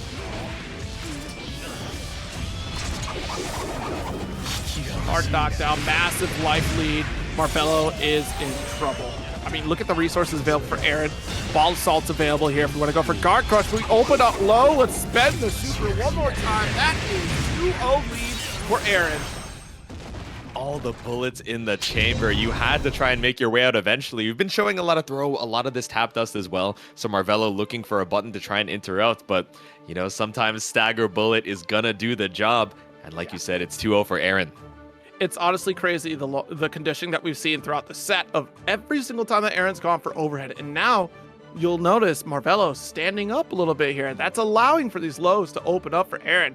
And it also helps tremendously that we have bullet to back that up anyway. So even if we set up our offensive pressure wrong, so we go for that 2D while Marvelo still blocks it, we have gun to maintain safety, we reset the order again. And that keeps Marvelo on a back foot, keeps them guessing on these interactions. Is going to be that 50-50 to deal with here. Is it tap dust or are we going low? Let's see. Either way, we got to dig deep for Marvelo. 3 games in a row before Aaron can take one, and a strong start to the round here. Okay, pull up for the throw. Oh, geez. Yeah, the jump P, and we keep chasing. Doesn't even go for double jump, just waits for Marvelo to get sniped by the button. Nice 2D draw. No burst. Oh my god, wait, no, Marvelo, okay. I hope. Yeah, not sure how I feel about that burst decision. We're definitely feeling hopeful about this first round, but no, the hope is lost. Spent the burst just to get rolled through. Was it it had to be fight or flight kicking in, right? Like, it just has to be at that point because Marvelo normally pretty stoic on holding on to that there, and no hope to try to make that return. Aaron was fully stocked on resources. We're already off to a great start on the side of Aaron here. It's looking dire for Marvelo. Already down that 50 HP, looking for the 50 meter to try and escape, but we spend the 50 on the BRC. Aaron with a fuzzy action. Pick up with the 5K, 6K. Blasting hard knockdown. We do have our burst. This is the time that you're going to want to use burst now, unfortunately, but you'll go into the next round without resources. Oh, we're just trying to stay alive for one more round, but finds it off of the 6S steady aim. Aaron with a steady shot moves on to the next round, 3-0. Yeah, that was an players out here, but Kreator opting for Slayer wants some of that damage, and I don't blame you because there's some buttons that are very committal from Giovanna that really kind of makes this matchup difficult against Anji. Yeah. You got some big damage coming out here with Slayer, though. Ooh. Yeah, I tried to find something off of the 5K, but just a little bit too far for that 2D to reach. Macman's, yeah, just staggering with these 2Ps, trying to catch you out with something not super committal. Kreator committing to that blue burst to escape the corner. Yeah, I've already represented that 2H quite a bit here, so that's a complete sign for Macman's to play it cool. Like, be very cautious, 2P interrupt low. We got the fan to bait out that 2H even. Massive life lead here. We can say it with our chest. One final touch is all that Macman's is looking for. Beautiful 2H, snipe it out. Kreator. Foul bunker off the Dany step. We try to go left-right again. Yeah, tricky with the whiff Mappa for the Oki setup. Catches you out with the counter hit, but really commits to the burst bait twice in a row. Kreator finds the hit, finds the burst bait as well, and we're gonna have Mappa you straight through the wall. Yo, Kreator said, I know you're gonna. You know you're going to. Just give it to me. He certainly succeeded. Nice with the heavy off the Dany step. Yep. Oh man, send it again. He's never not gonna stop you here. Tries to go for the K Mappa. For K Dandy. Oh, we're swinging once again. Yo, close range, I'm gonna keep sending the hammer. Nice 6P though from Macman's. Shatter opportunity is available. We're gonna reset the damage though. Slide on through. Keep the Oki with the Mappa once again. Macman's up against the wall. No.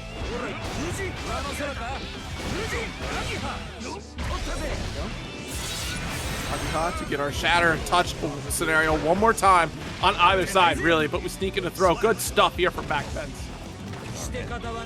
Staying alive. It's so deceptive with that little amount of health from Anji, knowing that that guts keeps you alive off of some of these. Light confirms. Does find the dash through far slash.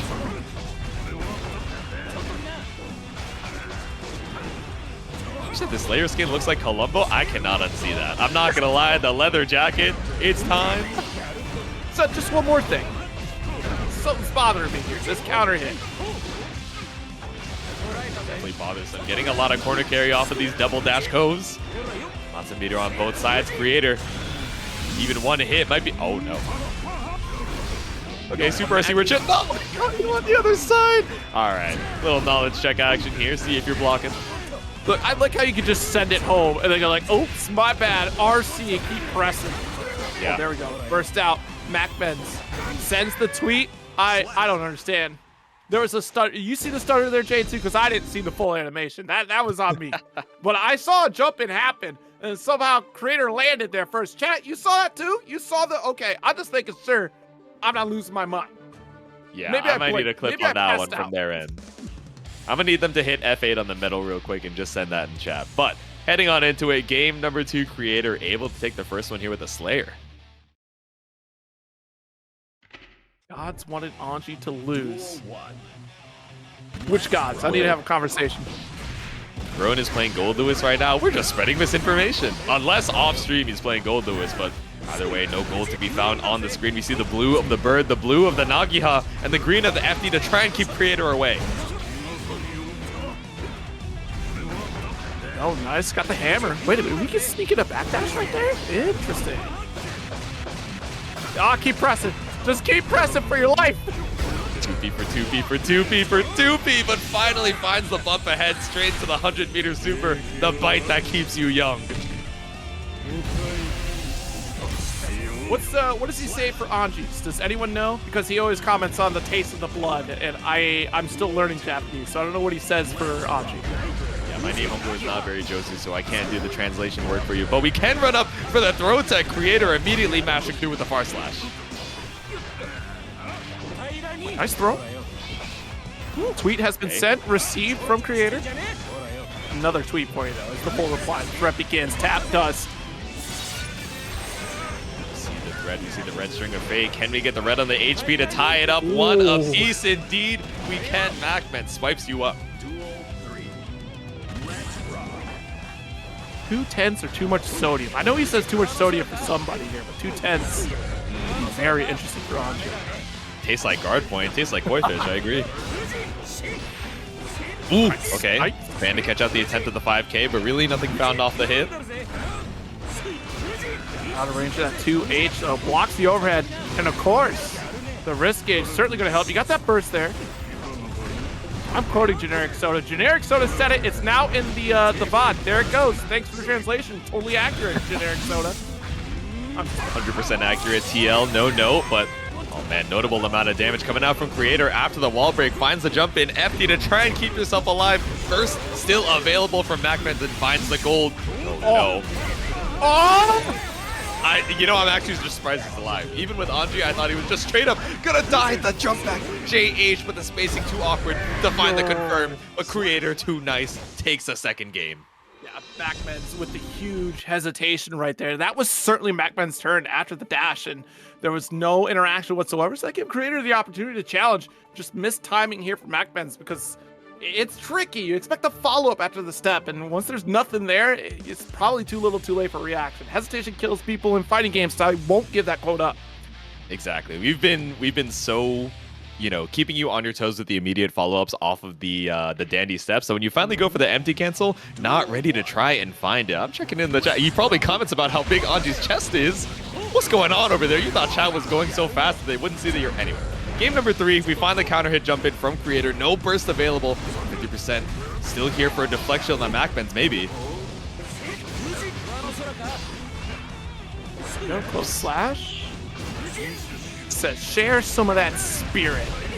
That's good stuff, though. That's a good quote from Slayer here as we side swap Power Bunker here, and let's go with another Master's Hammer. Yo, this is looking wild here. Wait a minute. I'm getting shades of Dimitri right now.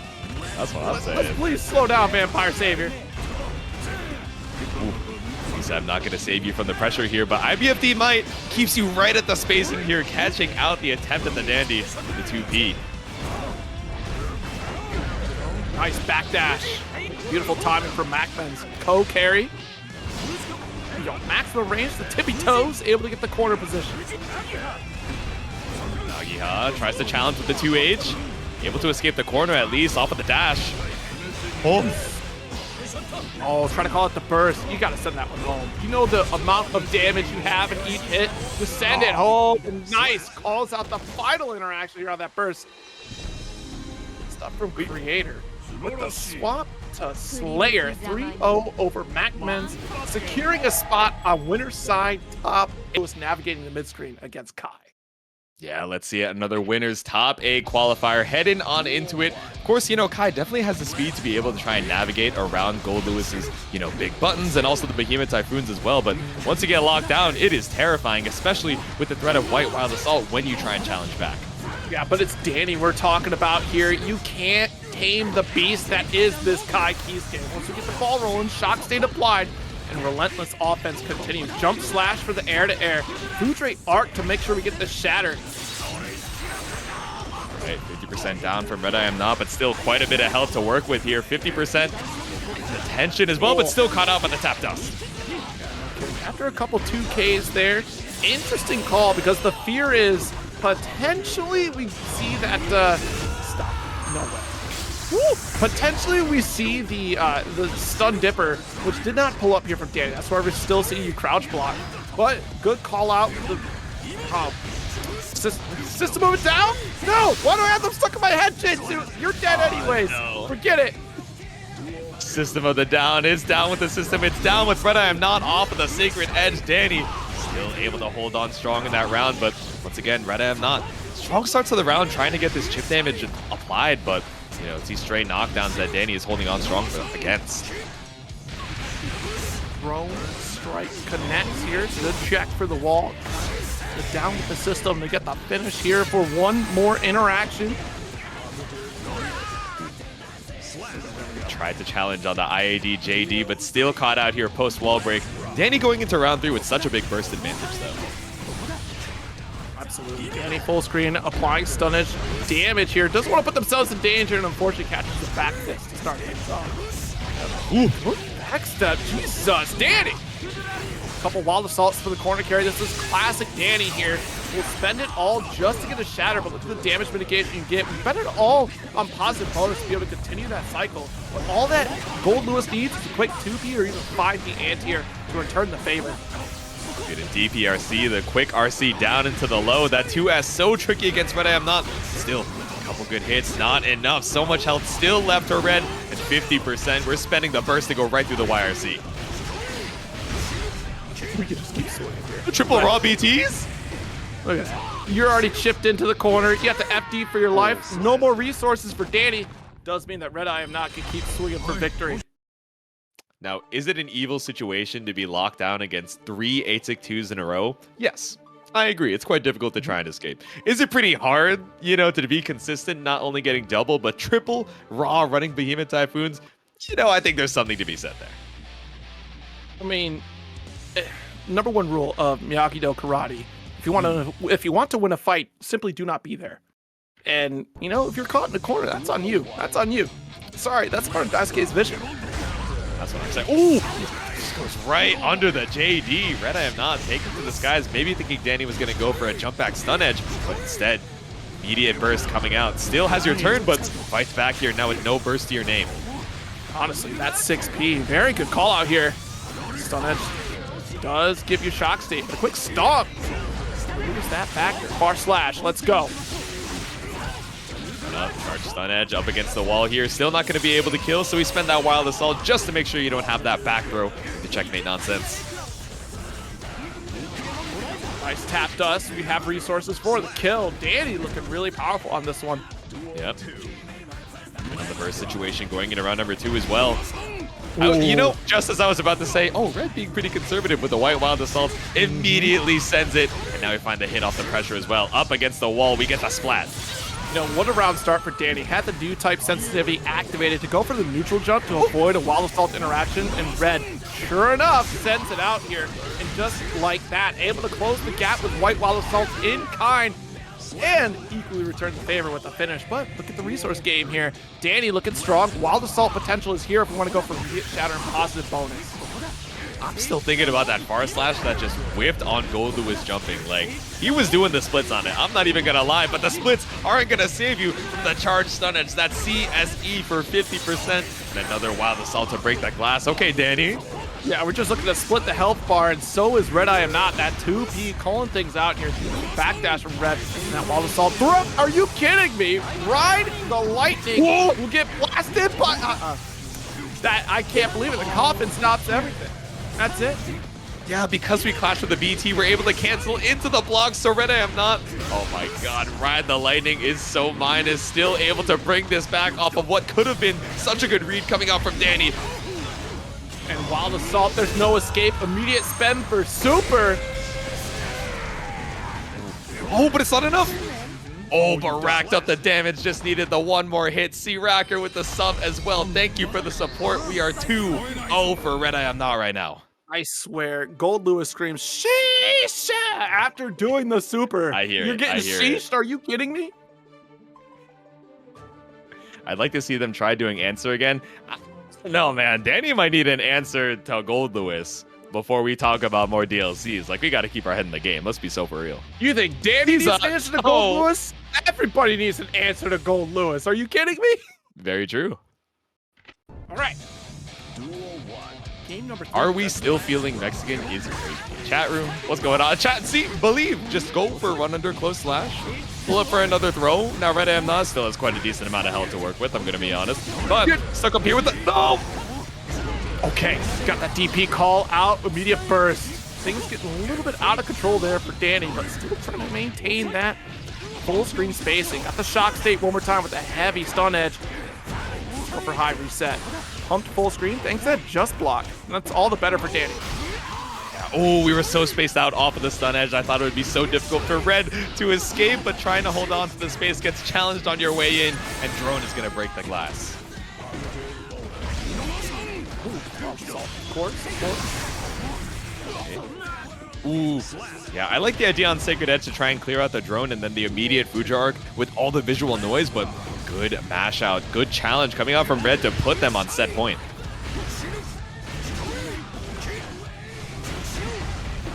Go. Back step, slash. There's the White Wild Assault again. Trying to get out of this corner. Such a tall order against a Goldlewis who keeps barreling down your door. Back throw, no escape. This is your cell. Calls out the burst. Perfect. That's tough. I mean, what resources do you have? So, in a normal game plan, Dany has coming up at each other. Okay. Why two kings gotta fight? I don't know why two kings gotta fight. You know, it happened in Lion King before, right? You know, it was Simba versus Uncle Scar, you know, to really decide who's gonna be the champion of the throne here. Let's see how that plays out. MSCR is certainly gonna get called up in this corner already and still has Flash Kick to play it out here. Yep. Oos. Okay, 2K2D, fast RC off the dire clap. That's the immediate burst out. Did not want to give Scambolini the opportunity for corner pressure.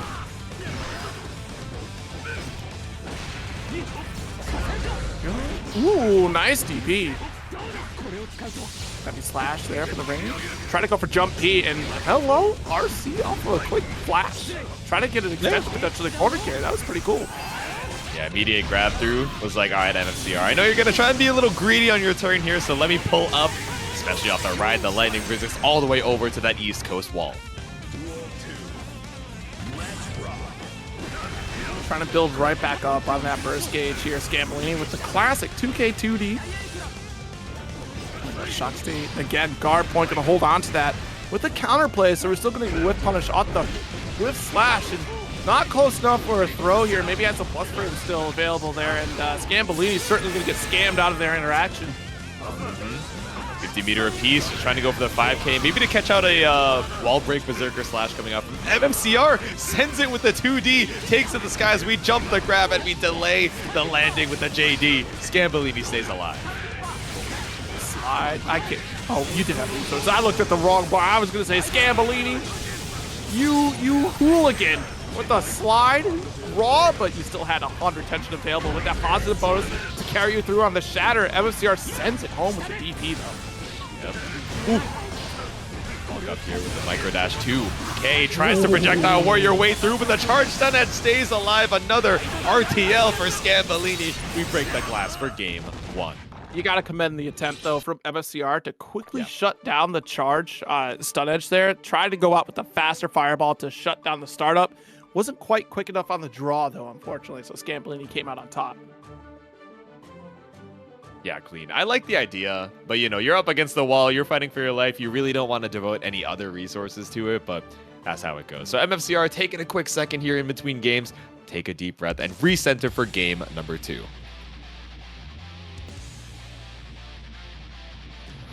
Ginyu has no mix is a lie, by the way. Are you aware of the mix from Ginyu? It's like the mix from the 1750 of Indie airing. It's you're not quite sure what you're gonna get if there was a message involved, and there wasn't. So did you block the mix? You know, I really thought there was gonna be a message behind it, but to be honest, it's been a long time since I've seen Ginyu. But no force here. We're forcing our way back in with the counter hit. Fuja art. Oh my God, Scambolini running away with the set. That's a nice start, but you have no burst to your name for the round start. Nice call out on the run through. Red RC and MFCR probably going to resign themselves to their fate. No super. That could have been it, but we slide to the DS.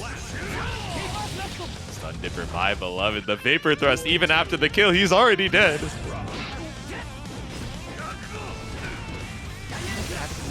Stagger into the direct. Double down on the minus frames. We got to show it at least once per set.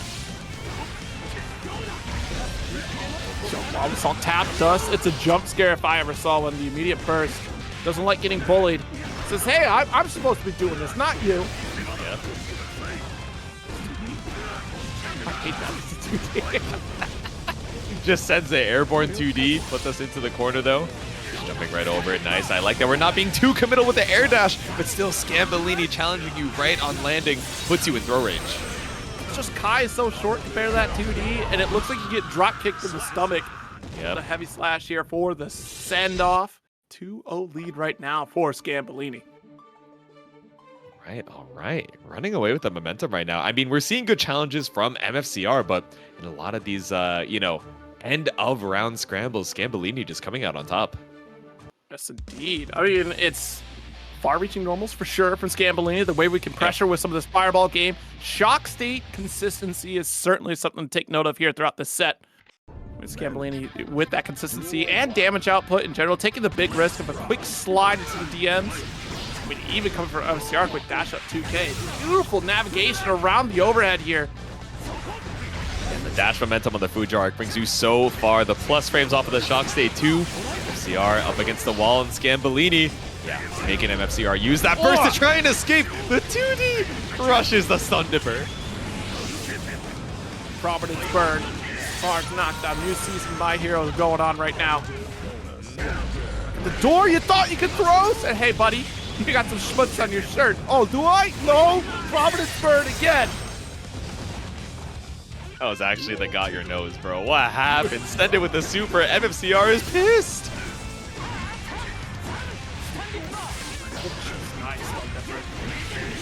With no resources, the audacity of Scambolini.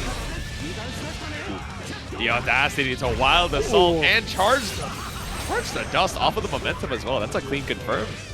Very good stuff. 2K to pick up for Shatter. And again, we're about to more damage. Maybe we thought the Shatter was going to be there, had a cancel opportunity. Yep. Got as much as we could with that life lead. You can't keep getting away with that Scambolini. You're scamming FFCR. But we got tumbled into the corner. We backdashed just for good measure, and then we stun dippered out. Still not enough to kill MFCR, so now we got Super RC for all the corner carry in the world. Yeah, great super opportunity there. It was certainly a guess, but we called out the backdash from Scambolini. That was brilliant there for MFCR. It was a risk that, you know, maybe weren't expecting to take here, but you're up a round at the very least, so that's a risk you can take. Yeah, I like the use of the stance, so just to make sure you can keep your turn after that. You're like, all right, cool. We're big chillin'. I know you're going to try and panic here because I have this reverse sweep momentum starting it off strong. Still, you're going to need to take a couple more games before Scambolini can get one. Let's see if he can lock back in. I just noticed, oops, all strike from Scambolini. That's true.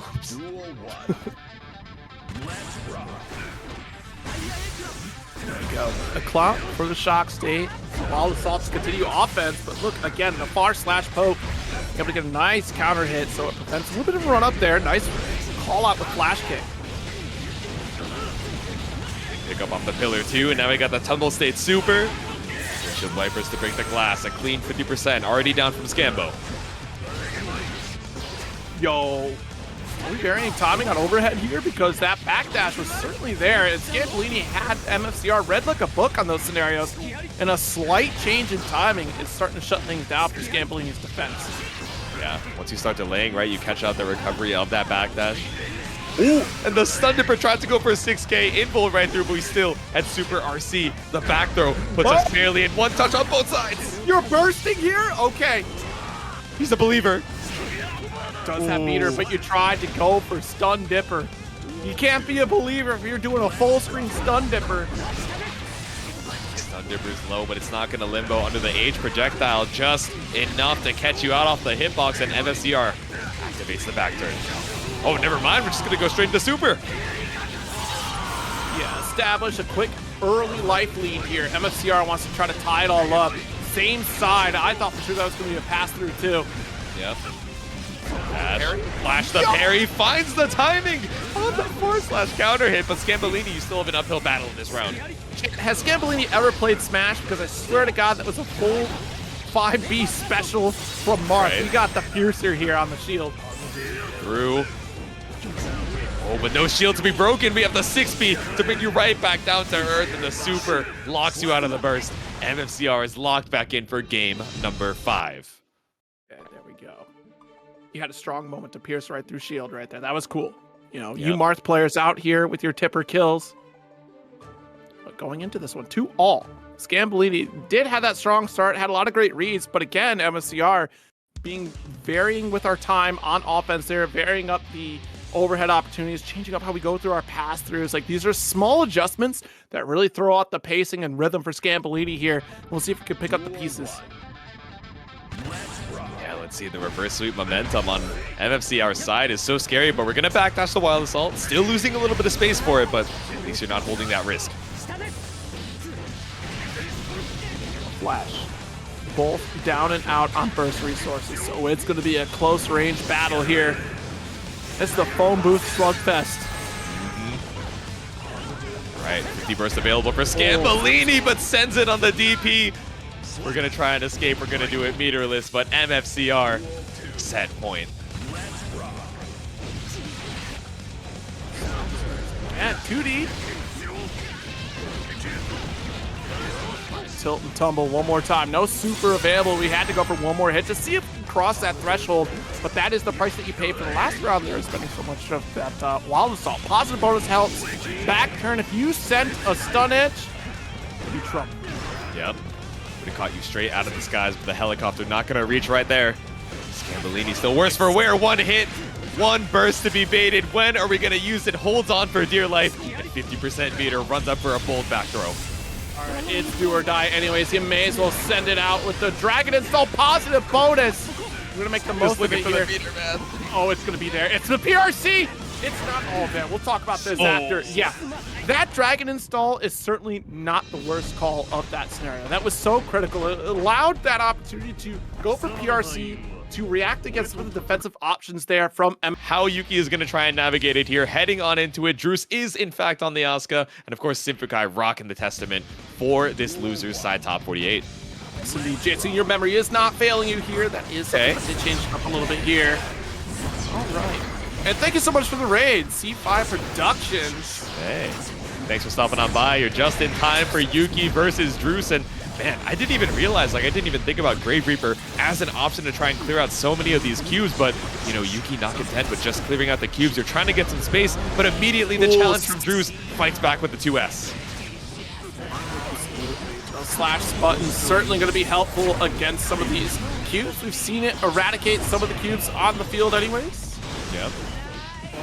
Ooh. There we go. Caught up with the 2K2D. Pick up into the Grave Reaper.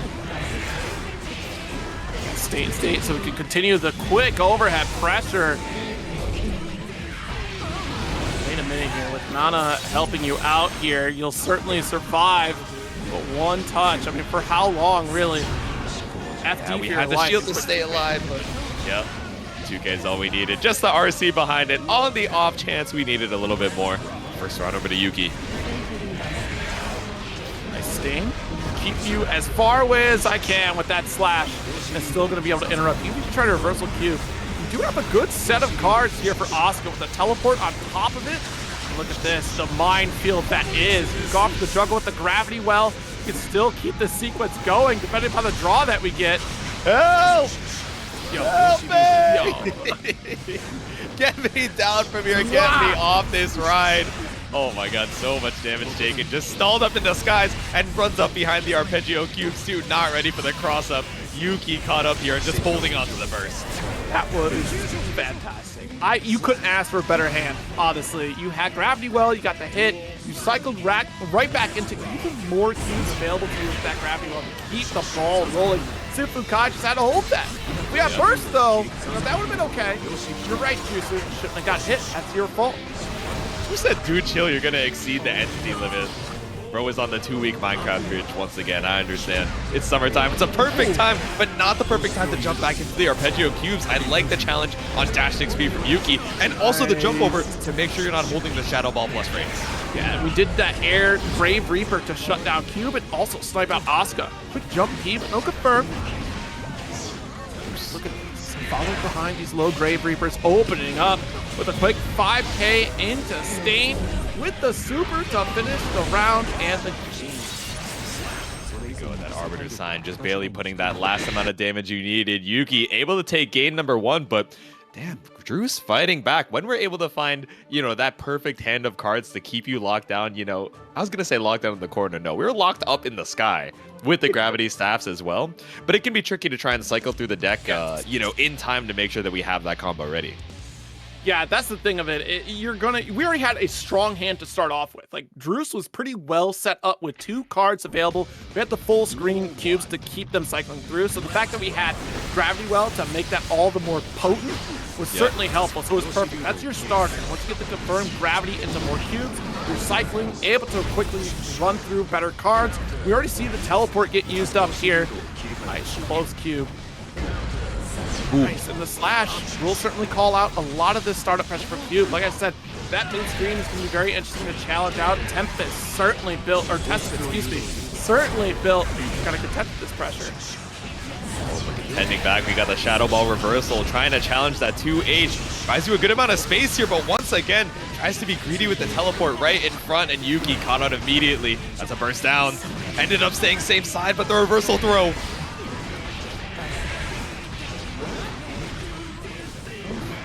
It's one touch scenario here, and we send super. We should recover in time to.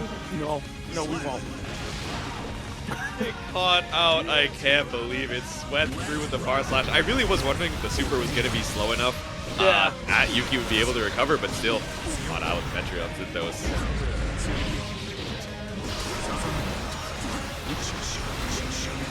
Opting for test case 1 here. Refill on the whole deck. I love that draw. Notice we were very low on cards, so we immediately cycle right back to a full deck. And ends up getting a perfect hand for it. We do have Ice Quick Uppercut here. Yep. DP is available, especially when Yuki is so low. We're going to send the Shadow Ball just to assess the situation. But I love the use of the teleport there. Not going to get caught out. Drew's just a little bit too antsy on the run-up. Backdash. Going here, a couple draws. Really fishing for the final hit. Upper Ice does get spent. We have 2 Cube Fire. Air Ice DP into PRC is a little deranged, I'm not gonna lie, but if it worked, it would have been insane. Doesn't find the hit that you need, and now Yuki has you locked down against the wall. RC to make sure you have all the damage in the world, and the fast RC 5P6H. Simfukai takes the round. Yeah, that was a perfect sequence there from the Simfukai to not let go of the gas in that sequence there, because you're already so close to the corner. giving druice the opportunity to draw would have been devastating for your play. But look, we're now full screen. You can snipe through with a lot of these projectiles, since we know that druice doesn't have projectile cubes that can help you full screen range. Till now. Yeah, just holding on to the arpeggio into the teleport, just looking for any opportunity to fight back. It was so scary because you had the Stain State, even at that full screen, knowing that a Grave Reaper or any of these stray hits would have gotten you so much, but tries to rebuy the turn off of the Gravity Staff, but it just gives Yuki the opportunity to fight back. Yeah, thank God, because you had 3 cubes out there. You still have a 5-stock cube available here. Super is available. Another one? Just keep firing! DJ Khaled on the Shadow Ball. If one super works, let's do it twice. The counter hit gave you enough time to link the double super. Gengar going crazy for druice. It's Dungeon Dice Monsters out here from druice, and we are certainly finding the way to get right to the opponent's life points here. Simfukai going down on that one, but not for lack of trying. I mean, again, the way that we are contesting a lot of this mid-screen with these slash buttons is certainly key, because those hurt boxes much easier to contend with these cubes. They're not as terrifying, quote unquote, as they appear until you get hit. Then it's a problem. Exactly. Fighting for your life right now. Didn't get hit by the crow, but does get the application to the Stain State. TP really didn't find too much, so that's a burst out from druice. We're reloading. Yeah, I mean, that was a desperation reload, if anything, because we only have 1 card left there. Simfukai was certainly going to take advantage of it. Long draw on the Grave Reaper. Nothing from druice. Tried to bite. Tried to get a little bit of mana back. Just barely stuck your turn back off of the blue cube. It bought you a little bit of space, but the run-up from Yuki immediately takes it back. Now he got Stain, applied the Succubus right on top. The YRC just in desperation to try and escape, and we find the back throw. Yeah, that was such a small blunder there from Simfukai, and hopefully it doesn't spell disaster for them. The 5K missing would have been the Stain juggle with the Shatter, and this might be the price you pay for it. 1 card down, though, so if you can survive this pressure sequence, it should be okay. And we succeed the slash, finding the mark. Yeah, I love the awareness coming out from Yuki, just trying to hold on as long as possible, just staring at the hand, looking for any opportunity when you run out of the cubes in the draw. 1 more round down from druice, but still bursting out of the gates. Nice Grave Reaper low. Low draw here, so less mana expenditure. Woo. Oh, yeah, you're going to block the Timber spacing. Yeah. This is looking good for druice right now with these cards. Pull back 1 more sequence is what we're looking for. Spend super. We don't have the double super here, but it's that block stuff we're going to go for. Exactly. And sets you up full screen to send more cards out on the way. It's a nightmare scenario for Simfukai. Round a piece, though. Yeah, immediately sending the super. Knows that Yuki is probably already afraid to try and mash when you're at such low health, but just to confirm those plus frames, like you said, and give druice the amount of time that they need to refill the cards, the back TP, getting you out of harm's way, but how much did it really do? And now you got that Stain State up against the wall. Yeah, that's huge. No mana, so we can certainly take advantage of it. We're going to take even more damage because of it. Thank God the burst came through, because that would have been disaster for druice. Just running up on the pressure. So many cutes. Finds the TP. Still able to keep the turn with the mulligan super. Wait a minute. Has to spend the mana for a full redraw. Yep. Still looking okay. Teleport available. We do have a burn. Slow Reaper. Teleport with a 2P. Way to use it. Yep. Double rainbow cube into the arpeggio. So tricky. The strike. Bro didn't even realize there was a gap in between the rows. Or at least didn't react in time. The Shadow Ball behind the 10 cube. That's the kill for druice. Well played. An excellent hand. And great way to go for the refund there on the quick draw. Honestly, bookmark sequence, being able to resupply on your deck is certainly an iffy sequence to go for, but we bet it all on the fact that we still had enough meter in our mana pool to at least make a full restock on cards available here. I wish I had that Magic the Gathering, but unfortunately, I don't. And once I am out of my deck of cards, like, that is it. My library, excuse me. All right, here we go. Game 4. So many cards to go through, but we got the infinite refills on druice's side. The double cube into the Howling Metron as well for that wall bounce. Help! Yeah, this is a good hand here for druice.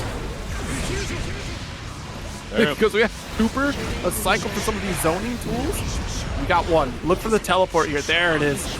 Yeah, that wave of cubes is certainly going to be the call here. Druice seems to really rest on that, and I don't blame him, because that is certainly a go-to sequence for druice, especially any Asuka, because you keep that relentless pressure. Rainbow continue with another teleport for left-right. Tough call. Yeah, relentless pressure is correct. Yuki not finding any opportunity to fight back against these cubes. That round start, especially when you have such a fully loaded hand of cubes, so difficult to try and contest. Maybe you can 6P, but off of the whip, I don't know, you might be losing a lot of tempo. Yeah, speed cubes are coming out with this staff here. A little more difficult to navigate. But once you get Stain, I love that we were looking for the long game here from Simfukai to go for the Stain teleport. Unfortunately, we get cubed out. Right back to the full screen sequence. See, like I said, Arbiter Sign's certainly going to contend full screen. If you want to reload, you're going to have to go through some trouble before you get to. Yep. And I love that you mentioned that the Arbiter Sign also stopping druice in their tracks, but still, we got so many cubes behind it. The pressure is on the Tripp with the 2D. It's set point druice and one more hit for Yuki. 100 meter in the bank. How are we going to use it? The RC doesn't land, but we still got one more behind it. Splat the wall. The state is all you need to stay alive. Yes, indeed. Wow. Where's for it? No burst here. Blue Wild Assault. Okay, the first one that we've seen coming out from druice here. Ooh, Pressure, but no, ends up TPing out. Whatever it was because we had the fireball cube, that we wanted to make sure we could at least use it. Plus frames there. Yeah. Looking a little low. We're on test case 1, still no mana. Fire away. Okay. Flashes with the Grave Reaper, not going to get caught out, but still holds on to plus frames full screen. It's all good. We had the Succubus pull up with the teleport. No reloading, no redraw here. I'm panicking on this hand here from druice. If druice gets out of the corner, this is going to be bad. Triple Howling Metron goes for one, but the EXE Beast. Okay. Holy crap. Yeah, so we had 3 fireballs right there in the face of danger for Simfukai. If that first one would have hit, you're not going to get out of that sequence. There's 2 all in the set right now. We're backing out into the lobby.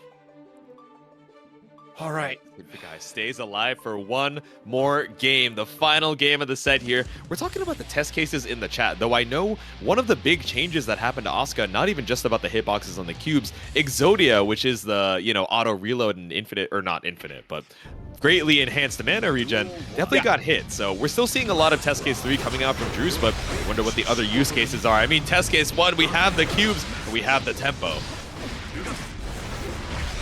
Oh, ooh, even low vines. Haven't seen a whole lot of that come from druice here.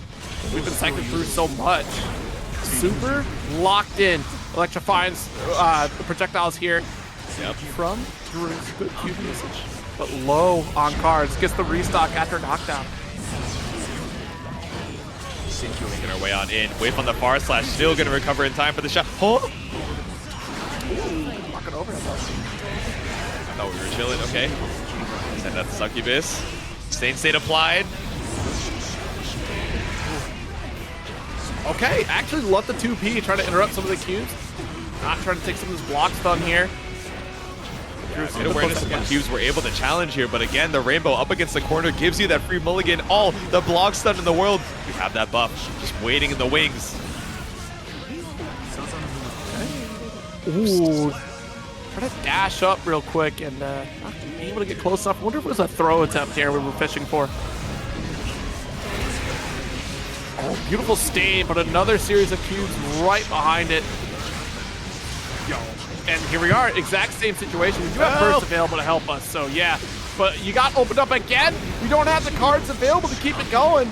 Yeah, I really like the awareness from druice just running up. The attempt to try and teleport out. The attempt at the Grave Reaper just caught out once again. Yuki on one hit. And blue cube is all we need to catch you out. druice moves on to the next round. druice got the juice. That is for sure. Yep. And we're certainly going to see that advancing on later. Like you said, it wasn't going to be a top. It's smaller than me. Wait a minute. I'm assuming it's some of that oversized spit shenanigans, but okay, we are definitely oversized for damage over here. Heading into our winners top 8, we got Kreator versus Aaron Demand. Kreator coming back with the Slayer. Oh, I mean slash round start for Aaron. Full stop sign. Get away from me. Oh, nice low. Get out of dodge, but immediately goes back into that close slash, far slash series. Shut up against the wall, just opting to go for the wall splat. He's fine with giving Kreator just a little bit more burst here as long as we're healthy on the resource situation. Hard knockdown refund on that burst gauge on either side. Burst available for Kreator after spending it so early. Goodness gracious. RedIAmNot still being relentless though. Trying to 2K here? He's sending out the toes, bro. He's trying to fight for his life. Send out the Mappa, nothing found, so we got YRC. Cool. Hail Mary on that 2H right there from Kreator. Will get sniped out. Deus Ex Machina trying to wrap this up. Vampire laid to rest, shot through the glass, but fought for your life in that first round. Kreator not too far behind on the burst situation. Pile bunker right in your face. All the time in the world to look for a punish here for Aaron, but that's the burst out.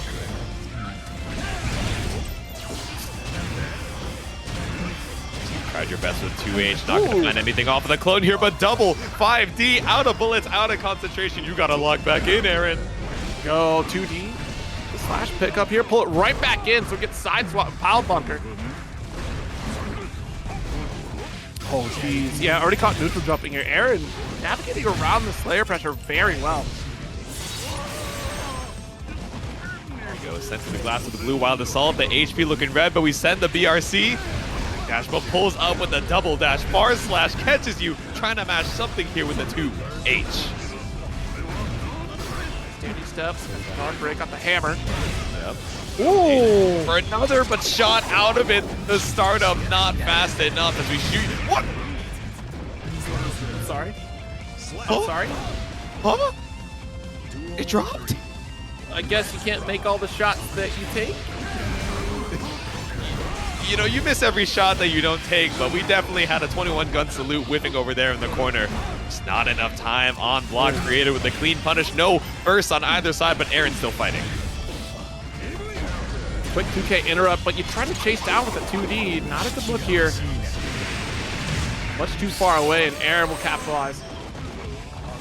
Let's go. 50 meters to your name, but barely any health behind it. The BRC to assess the situation with the jump in into the backdoor too.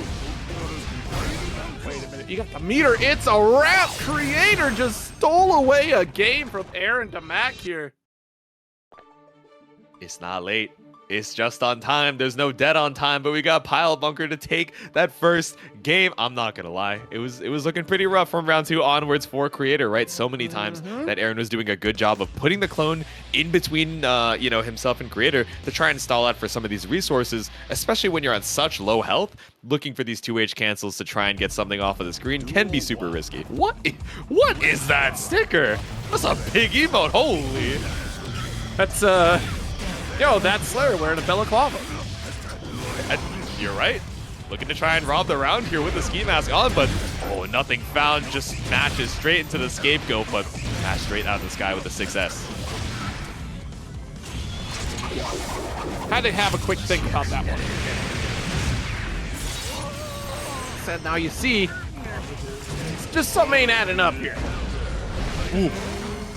Counter hit. Yeah, immediate burst out. We're not trying to hold those Pile Bunker loops. I'm good. So, max range on that 2H, but look at the recovery time that you have. You're getting sniped out by gunshot here. You're trying to take out clone from a safe distance so you can make a quick follow-up, but let's not forget, Happy Gas is playing Gears of War. Happy to blind fire right beyond the cover. Active cover right behind at the cost of a little bit of HP. Aaron gonna take that trade every day and gonna take the round 2. Backdash. Pass has been so great for Aaron in this set, but look at that. The Mappa punch. Damage does add up. Yo, far slash finds the hit. Yep. Tries to go for the dash cancel, but nothing found from Kreator. We saw the startup, and we're seeing the 100 meter and the HP gradually draining down. Aaron really trying to put this game on the board. Oh, nuh-uh. Okay, PRC, I swear to God, if you would have been able to go for the anti-air, that would have been wild. Send the scapegoat between you and me. 2H eats right into the clone, but Aaron eating right into the HP. We see the 21 gun salute, and we see the one on the board. It's tied up here in the set. All right, good turnaround here, and still Kreator very close with that super, right? Just trying to get that anti-air attempt and potentially could have turned it around. Stole back the round again and live up to the name of the sticker shared in the chat. The first one, not the second one. The second one maybe, but just certainly the first one is what I was talking about. You know, I feel like there was a tweet that went around a long while ago that was, we know a lot about each other. Maybe too much over here on the internet. And I feel like the choices that we allow in our stickers in Twitch truly say so much. A picture's worth 1,000 words, the 2D's worth 1,000 damage, so Kreator immediately gonna burst for the corner.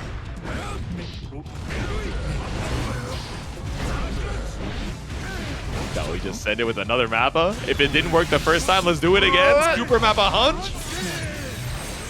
Did nothing. Kshuewhatamoo did just not a gosh darn thing. Yeah. Still alive, still fighting for your life, but you know, you're one life confirm away.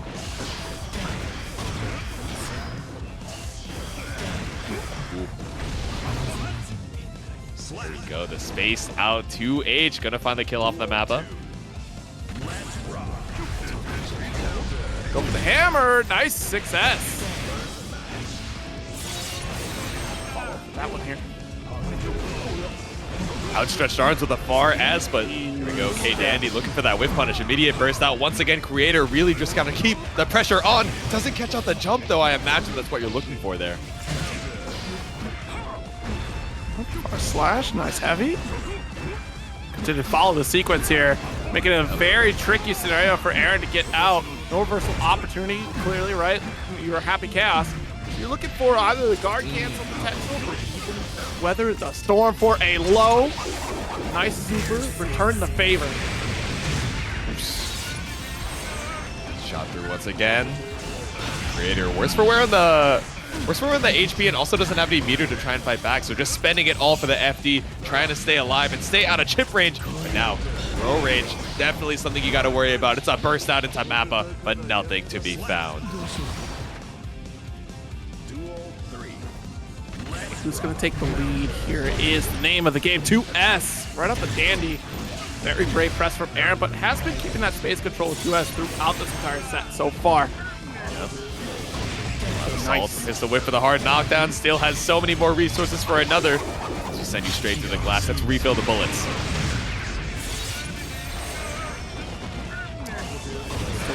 This positive bonus carries back to the corner. BRC, try to keep your pressure going with the highs. SQ, super fantastic raid. Thank you so very much for the raid and for joining our bracket tonight. Yep. Thanks for stopping on by with a 242, but we got 1 HP for Kreator and a clean punish coming out here. All we need is the steady aim, and right behind the active cover, the steady aim takes a second game. 2-1 here. And again, we're still trying to make an interrupt on the clone sequence, right? Where it's so tricky for Slayer to try to navigate around that, because a lot of great tools for Slayer are ultimately you're committing yourself very well, right? So you have to be already within range of clone to go for our faster buttons, to try to erase it off the screen with 5K or even like a quick 5P or even low versions of both of those. But it's that commitment that Slayer has to take to get there, which is why we're seeing a lot of 2H from Kreator to try to get that max range interaction. But Aaron navigating so well. 2S again. Oof. Yeah, and Hefty Head navigating over to our channel and subbing with the 11-month Prime. Thanks so much for the support. And Aaron saying, thank you for the damage. We caught you with the pistol whip, and now we're refilling all those bullets.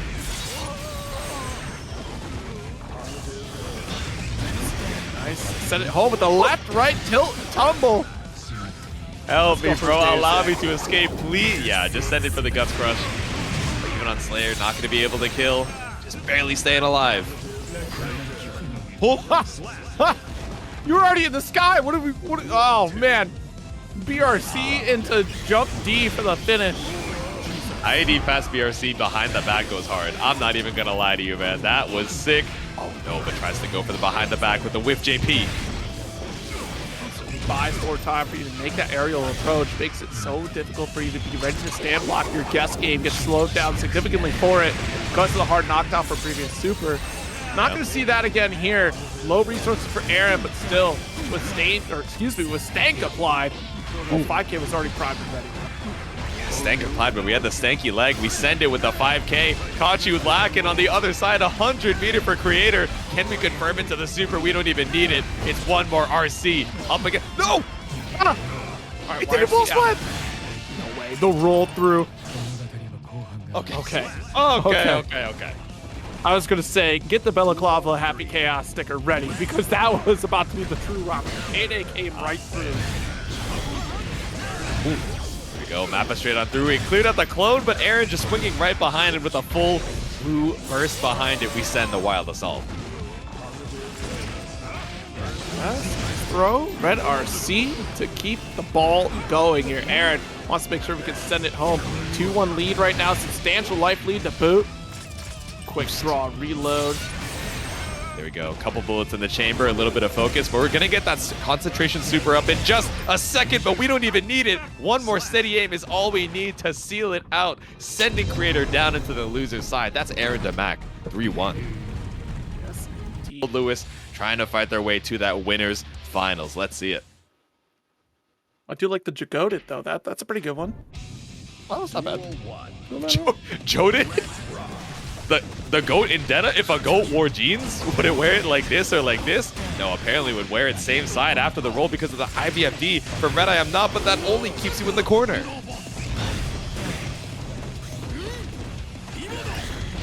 Stomp, Joded, stank. that's what I'm saying. Joded. Things are getting a little joded here. All right, reload here. Nice IB. Got a little bit of breathing room here. Drones away. That covered so much for RedIAmNot, right? You had the drone, jump S as well to keep that jump arc honest from Jack. No challenge on air to air. Now you got that corner set up. So it's a nice spot to be for Red to make you pay for all those resources lost in terms of health. JP Anti didn't call out the burst. Doesn't even worry about it. White wild shot. You drew a gun? I'm closing the gap. Ooh. No, tried to gap with a backdash on the Behemoth, but still caught out here by RedIAmNot. Knows what you're looking for. That was like the 10th Kara 862 that we saw from Red in a single round. That's crazy. You got breathing room away from Goldlewis, but only for a brief second with Wild Assault to chase you down. You even drew the gun. There's no hope for you there. Knockdown, tap dust. You don't have a threat of Wild Assault quite yet, but it is lingering here. Red certainly thinking about it. Ooh, there we go, 6S. Didn't have the meter for the 21 gun salute, but we're still gonna break the glass here. All right, send it with the shots. Decent amount of resources to work with. Red gonna hold on to this burst. Still not gonna build up enough meter to kill, even with the charged dust, but I don't know, chopping up the HP. Red's HP, get pretty rough here, but still fighting for your life. Jesus. Firing through here, one bullet. At least advancing for that next round. Just about to get that burst available. Ooh.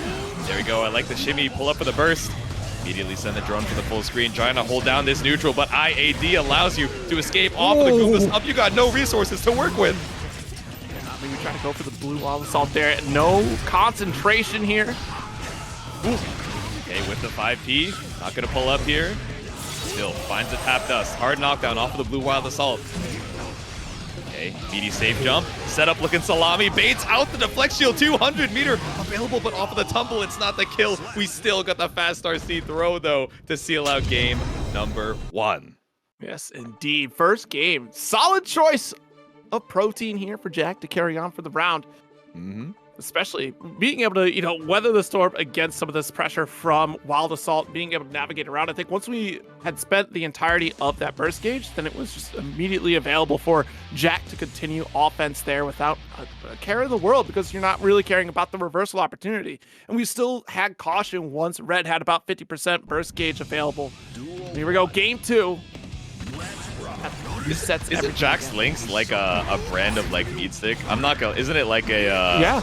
I'm blanking out on the rest of them, but it's got the Sasquatch even. Yeah. Oh, you gotta worry about the Sasquatch. Don't mess with Squatch. Don't mess with the meats that are available here, because it is certainly looking sloppy salami on these roll throughs. Now we stopped, drop, and roll, but opting to just hold on to the resources there. Not really gonna get a clean knockdown, but still gonna get a clean shot from all the way across the screen. That's the counter hit. Steady aim, catch you with the Goomba Stomp. Oh, Red. Again. That's a single touch away. Still, and you see that backdash, right? I mean, it was off of your stank application here. Curse certainly being sent out, but it is out of that range of Wild Assault, so it still gives the opportunity to take aim.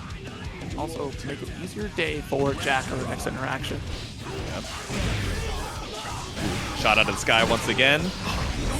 That was tricky. I was not sure what side we were going to end up being, but at least Jack was able to escape the corner. Double white wild assault from RedIAmNot, but still able to find the back row. Crush, keep the RC going.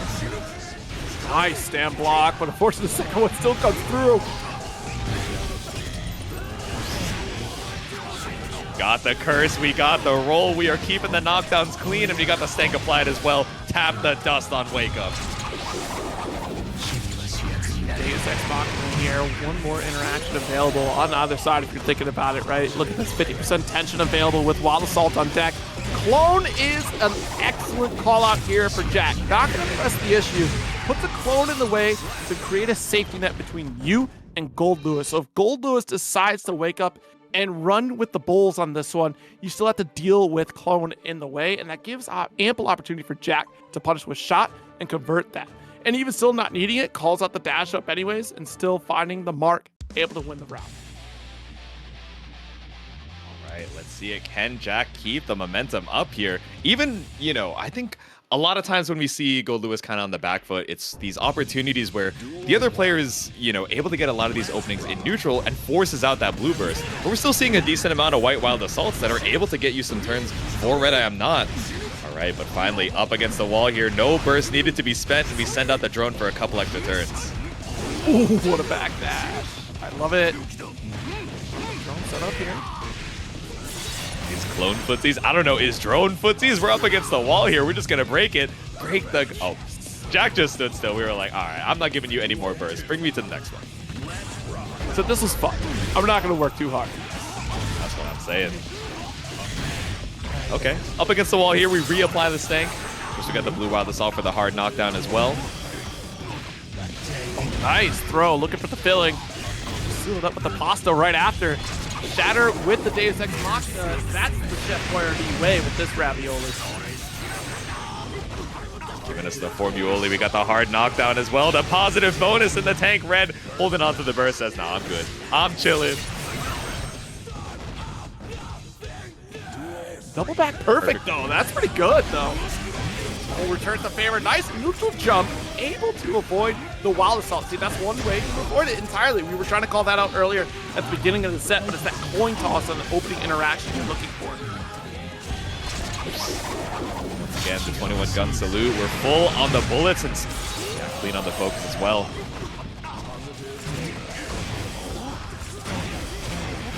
Okay, keep it clean. Not doing anything too crazy. Just trying to see if Red is looking for a mash out. Spent a lot of resources on it though, but it doesn't matter when we have the BRC down KS even behind it as well. If we opted for it, we could have gotten the concentration super. Jack looking for this one last hit to seal it out. Just barely avoids the BT with the backdash. Again, the reach has to avoid this drone pressure. Nice burst. Quick draw McGraw. Oh no!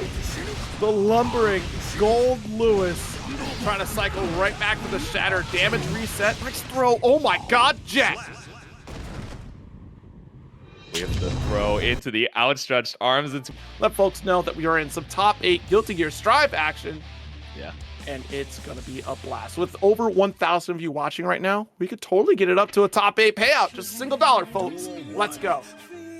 Absolutely doable, but let's head on into it. Top 8 losers, Kshu versus Dany. The MLA actually ended up bouncing you over to the other side, and it's like we said right before the game, Zero, looking for these DPs for Dany to try and escape, but that burst into the scramble forces it out on Kshu's side too.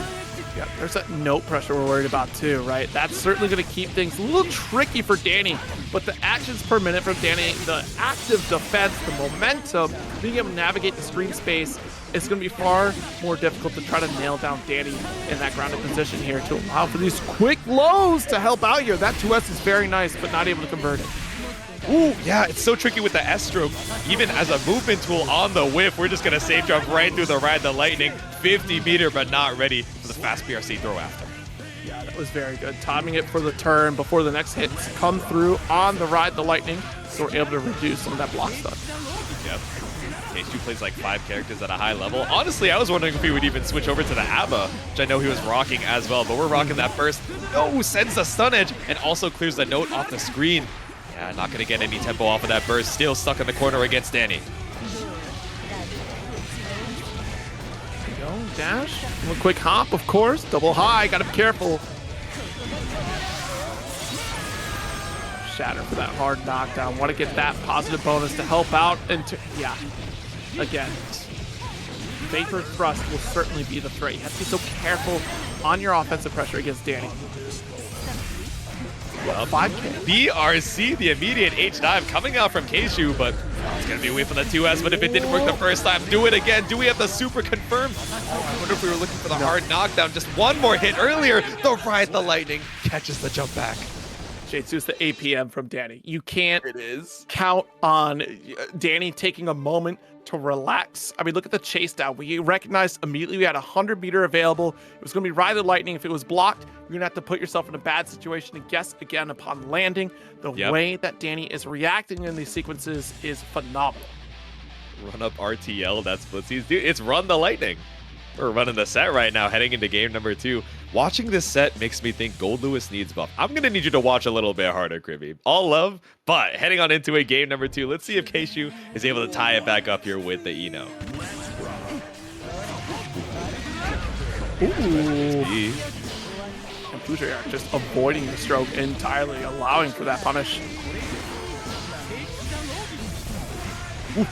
Oh, tried to go for the whiff punish there on the stun edge, but just going to end up landing right in front of you. No punish coming out from Dany on the whiff, so not the worst thing to happen for Kshu. Wait, this confirm off the anti-air 5P was kind of nasty. Straight into the 5H dot. Dude, he's clean. Wait, he's clean. All right, clip that. Mods really did crush his skull with a guitar. That's insane. But still, full burst available from Dany. Not unlikely to try and bring it back here over in round number 2. Catches you with the scoop and catches you with the raid from Ryer BT. What's good there, gamer? Thanks for stopping on by. You made it just in time for top 8 losers. Oh, you made it just in time for Dany to cleanly reverse the momentum from Kshu right now. Clean wall break. Applies the shock state with the Sacred Edge too. Yep. At the far reach, again, just cycling right back through. Calls off the jump from Eno. Sneaks in the final throw to advance for this next round. Returns the favorite full resources here. It's just a single round game is what we're looking for. Jump heavy is the start though. Okay. The JH looking for the auto time there. Tries to bait out a DP. They found. Oh. Jump over. Okay, it traded with the JK. That could have been so much worse for Kshu, but I really thought the SDP was going to punish. Oh no, didn't get the pickup that we were looking for here. That should have been a full conversion to the corner. Close slash the second time, not going to find the mark. Yep. I love the movement. The hold up on the dive isn't enough for Kshu. The hover dash, tricky movement, not enough to save you. That's game number 2 for Dany. Goodness, what a strong start for Kshu, but then immediately overshadowed by the resilience of Dany. Yeah, he's fighting for his life. There are definitely some situations where, you know, even though they have even burst situations, you know, Dany is just holding on to it for a little bit, trying to see if you're going to be greedy with these burst baits, and then realize from that first round, okay, Kshu is going to run away with the offense unless I spend it. And if I'm able to confirm, you know, stun dipper RC, etc., into the wall break, I think it's fine to spend that blue burst early. Absolutely. Well, okay, now wait a minute. I got so scared we were going to whip the punish. I'm not even going to lie to you. I thought we saw a preemptive note coming out there. Still, able to push you to the corner, but back throw swaps up the situation so rough and rapidly working his way through your health bar. Bursting away. Trying to save something here. Full slash again. Wild assault corner carry. Bro, this is a sick combo. I'm not going to lie. Good pickup from Dany for the shatter. All right, he's clean with it. With 8 stroke and a counter hit CS, he's clean with it. I'm sorry to say, walk up with the immediate JS super. Still not enough to kill. 50 meter left, but Dany has enough for DPRC or BRC back throw too. Okay, all right. You know, hey, these things happen. BRC for BRC. All right, dog, that's it. All right, I'm out of here, JJnews. I gotta go. Dany's feeling himself. He's having a damn good time over here on Eno's stage, even with the home turf. Challenge on the hop though. Back down to earth, the dire clat. Opens to a dire situation, rapidly working your way through the risk. Thank God you escaped. Otherwise, you would have been eating 70%. Yeah, no, that was a beautiful 2P to try to make that call out. Great reaction from Kshu to maintain control of the situation. But 6P, and you're right back into the corner situation that you were in before. Wild Assault with the Boston Blue Beat raid. Thank you so very much. The Blue Beat raid. We have a Blue Burst available for Kshu, but it's not enough. Tries to go for the 2P interrupt, but the trade sends you out at 7th place. Dany takes it. % burst available after that sequence, and I'll feel comfortable spending it because I'm crazy enough to get positive bonus. And this is going to be crazy with druice on Asuka, Hazen on the Happy Chaos. We saw druice with a dominant performance, you know, owning with the gravity well on these card sequences here. We might see a little bit more of that in this set. Already got our first hard knockdown with the Wild Assault. Yeah, I'm really excited to see this match in particular because druice, of course, we know from a lot of experience on the Happy Chaos, so super familiar with this character. Hazen, you know, I think one of the more new Happy Chaoses that's really been making a name for themselves. I don't know, druice with a commanding first round, setting the tone. Ooh, nice anti-air and a good draw for the round start here on druice. Not even need to cycle any cards here. Nice call out on burst, and it's going to be a tough start here for Hazen. No burst available for the rest of the round unless we get a positive bonus. And this type of hand that druice has, we've seen before, super turnaround. We get a quick draw, barely enough meter to survive on mana, but plenty for the super for shatter here almost. Oh no, I really thought it was gonna corner carry over to the wall to break it, but sometimes all you need is chip damage into the 5D, and sometimes all you need is the Prime Gaming sub from GokuOwnsYourMain. Thanks so much for the support. It was the almost that carried me on that one, J2. Almost was doing the heavy lifting in that sentence. The operative word, yeah. Oh boy, but yeah, I mean, it is a little interesting, that spacing on the corner for that stage in particular. That shot not quite carrying what we were looking for, but we saw the jungle potential there from Cheers to get the finish. But yeah, druice, first game. Great draw on second round. I think that was critical. Not having to cycle any cards at round start was very important here. Yeah, the full walk back coming out from Hazen. I guess, you know, run up 2D from Asuka, while, you know, that 2D is pretty good. Pretty bold choice, especially when you have some pretty strong options. So definitely trying to respect the cues, but maybe a little bit too much respect given the accelerator staff right behind you. And the falling reload was so sick. I'm not going to lie. This character looks so cool. I mean, honestly, look at this. Got to hold this down.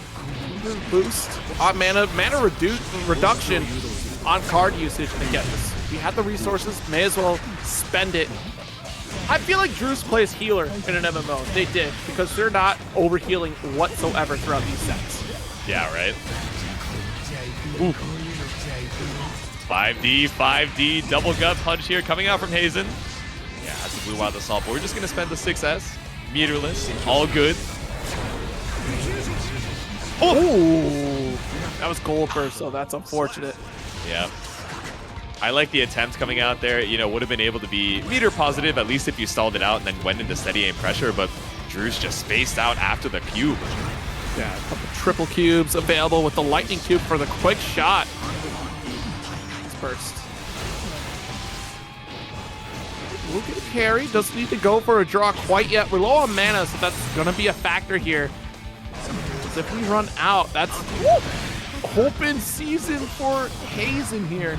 And just barely getting enough to survive a couple of the sequences and expenditure on cards.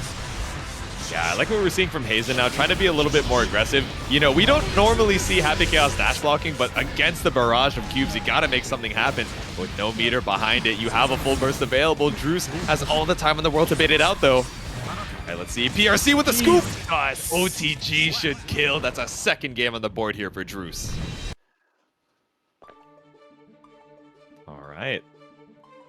Running away with it. I think we're seeing, you know, a couple better answers coming out from Hazen in that game too, but man, it's just being able to comfortably set the tempo, especially you're staring at that hand in the loading screen, you know, in that round start call. You're like, man, druice has got a good amount of cubes to hold down onto the space. And then because you're giving up so much space, the respect of the cubes and the plus frames, now you're up against the corner and you don't have any meter to try and escape either.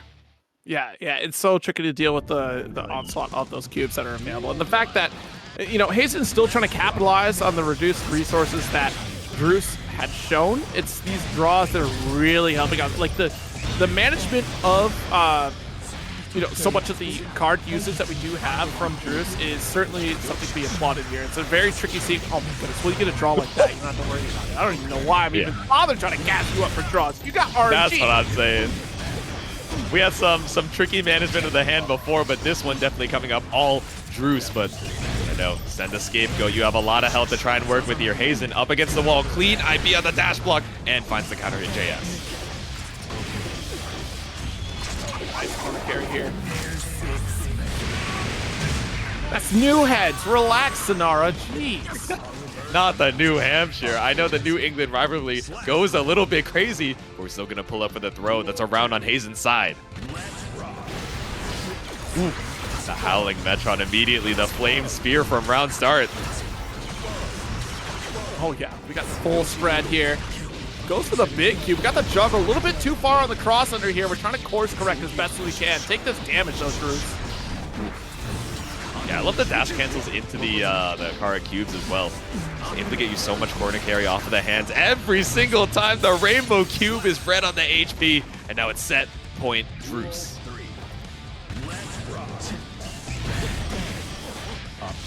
Why'd you throw out a swear, Druice? 6 speed? Come on now. Show some class. That's what I'm saying. All right, we got the staff behind us, looking for the accelerator. Still has enough hits to go past the scapegoat as well, which is so good for Druice in this matchup. Going for the mana reload, 2 cards in the deck. Oh, and send it with the full redraw as well.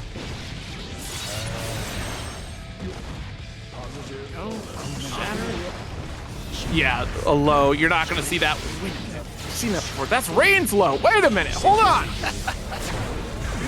And it's raining cubes over here in the corner.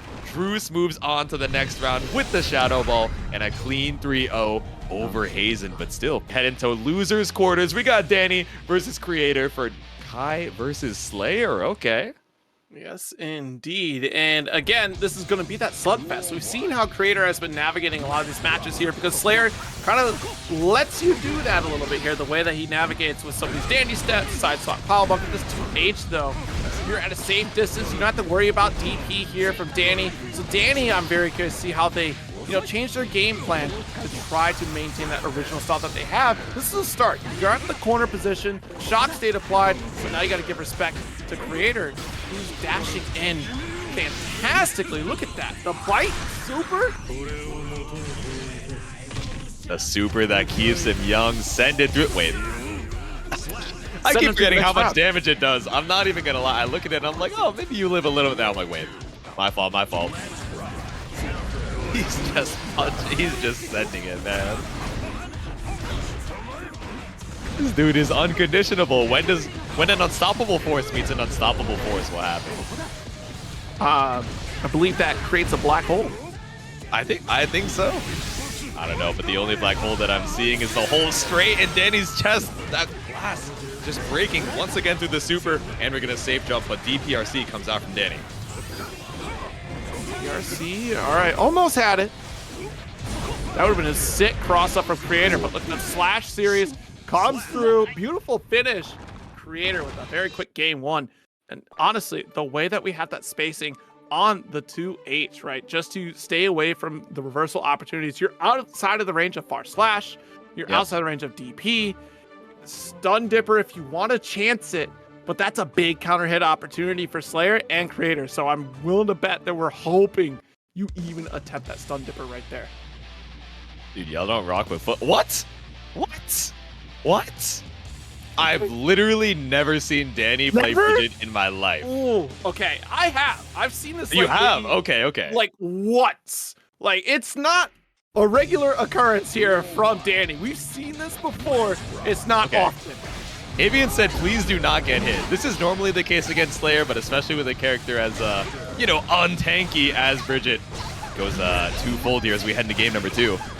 I love to believe that we have to slash and heavy slash. It's the reason why we're leaning into this, because we're not quite getting the range that we're looking for on Kai, so you can safely pressure with some mid-screen normals without putting yourself in harm's way. Wait, Dany's got a cooking. Now he's got a little extra range on the slashes and the heavy slash. Like you said, we're up against the wall and we don't even need the super to kill, but we are going to use it to confirm with the Roger wheel. Damn!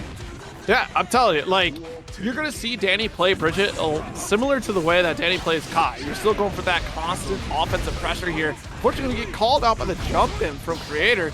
Nice, got the hammer. 2H is blocked. Can't reach the 2K though, gotta be careful. Tries to go for the whip jump in, but ends up getting back thrown for your troubles. Up, Scooter RC goes for the double high. And that's the threat because you have Yo-Yo recall here. That's another one. So even though we go for unsafe pressure, we still have recall to back ourselves up. If we go for unsafe pressure, that is. Excuse me. Nice. My God, the K-Dandy just barely out of range of the forward slash. Playing so creatively around the range here. Kreator adjusting so quick. Heavy slash start. Backed away here with the K-Dandy. And again, you still have the option to go for the high-low mix with the Yo-Yo Send. There's another one. Recall will come through. Yep. Ooh, empty low off of the roll. There you go. Still going to need a couple more good hits to make your way through Kreator's life bar, but the extra meter you get for that positive bonus is going to help deflect shield into the far slash. If it worked the first game, we'll do it again. We're going to dash right on through for the cross-up. Dany's not ready for this one. All right, so we got caught. That's the risk that you play. DP does get scooped up. Kreator still coming out on top with the 2-0 lead over Dany right now. The idea is there. Alive. But like chat was saying, you just can't get hit. And that is the, you know, like you said, right? That's normally the rule against Slayer. It's certainly all the more true with Bridget. It's the right call to go for this play, but you are playing that very dangerous game. Yeah, it's terrifying. We were seeing a lot of good, you know, a lot of better footsies because we had such bigger range in the far slash and the heavy slash, but, you know, the risk of getting hit by Slayer definitely a little bit more than on the Kai. It was working out a little bit, and I think, you know, feeling pretty good on the defense as well, because you still have that DP, still have that 5-frame available, but going back to old reliable here for game number 3. Nice. The jump in. Does get the follow-up after, and to get that Wild Assault series. Does help carry for the corner with hard knockdown. We're going to try to get a refund here. 50% on the lead. You don't have to contend with your Kreator's Wild Assault, so that's all right to, you know, make that resource spend with positive bonus to back you up. That's a whole no. Yeah, clean pickup on the anti-air from Kreator, but not going to catch you falling down with the JH this time. Dany fights back. He just needs one more hit. There we go. Foudre finish. You know, I was surprised by the block on the tap dust PRC low. Me personally, I block it because I don't react to the tap dust, but Kreator, we saw the little flicker in the crouch guard there. Still, full burst available. Gonna use it immediately on the counter hit far slash. Nice 2H. Ride the lightning here. For the hard knockdown, run up. Not gonna go for the safe jump, or safe jab rather, because you don't need it. Kreator didn't have the 50, and he doesn't have the health to lift this one. TK ride the lightning. Dany is so back. Very good. We got a game. Perfect game though, so that certainly starts things off very well. But oh man, still a tall order against Kreator, who has been playing so effectively here. I think Dany's found like some sort of response here. You're getting a little more consistent damage. You have the health to kind of help you out throughout the set. Let's see how that works though. Let's see if we can keep the momentum up. I mean, that first game was so rough because I think Dany did not have time to adjust to how comfy Kreator was, just mashing on the far slash here. And again, round start, dash up, far slash, catches you out with the plus frames, dash on through with the close slash. Whoa. The map of Hunch came through. We got the interrupt there. That was the slash interrupt.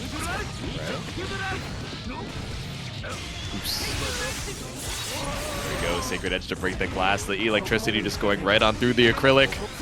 Send it after the tap dust. Plus frames in 6K. Jump back here. Try to get the spacing that we're looking for. Look at that. Calls the landing frames a close slash. Running away with it right now. Okay. Still, Kreator is only one game away, and with Slayer's damage, you can never quite count him out, even with the reverse momentum mounting for Dany.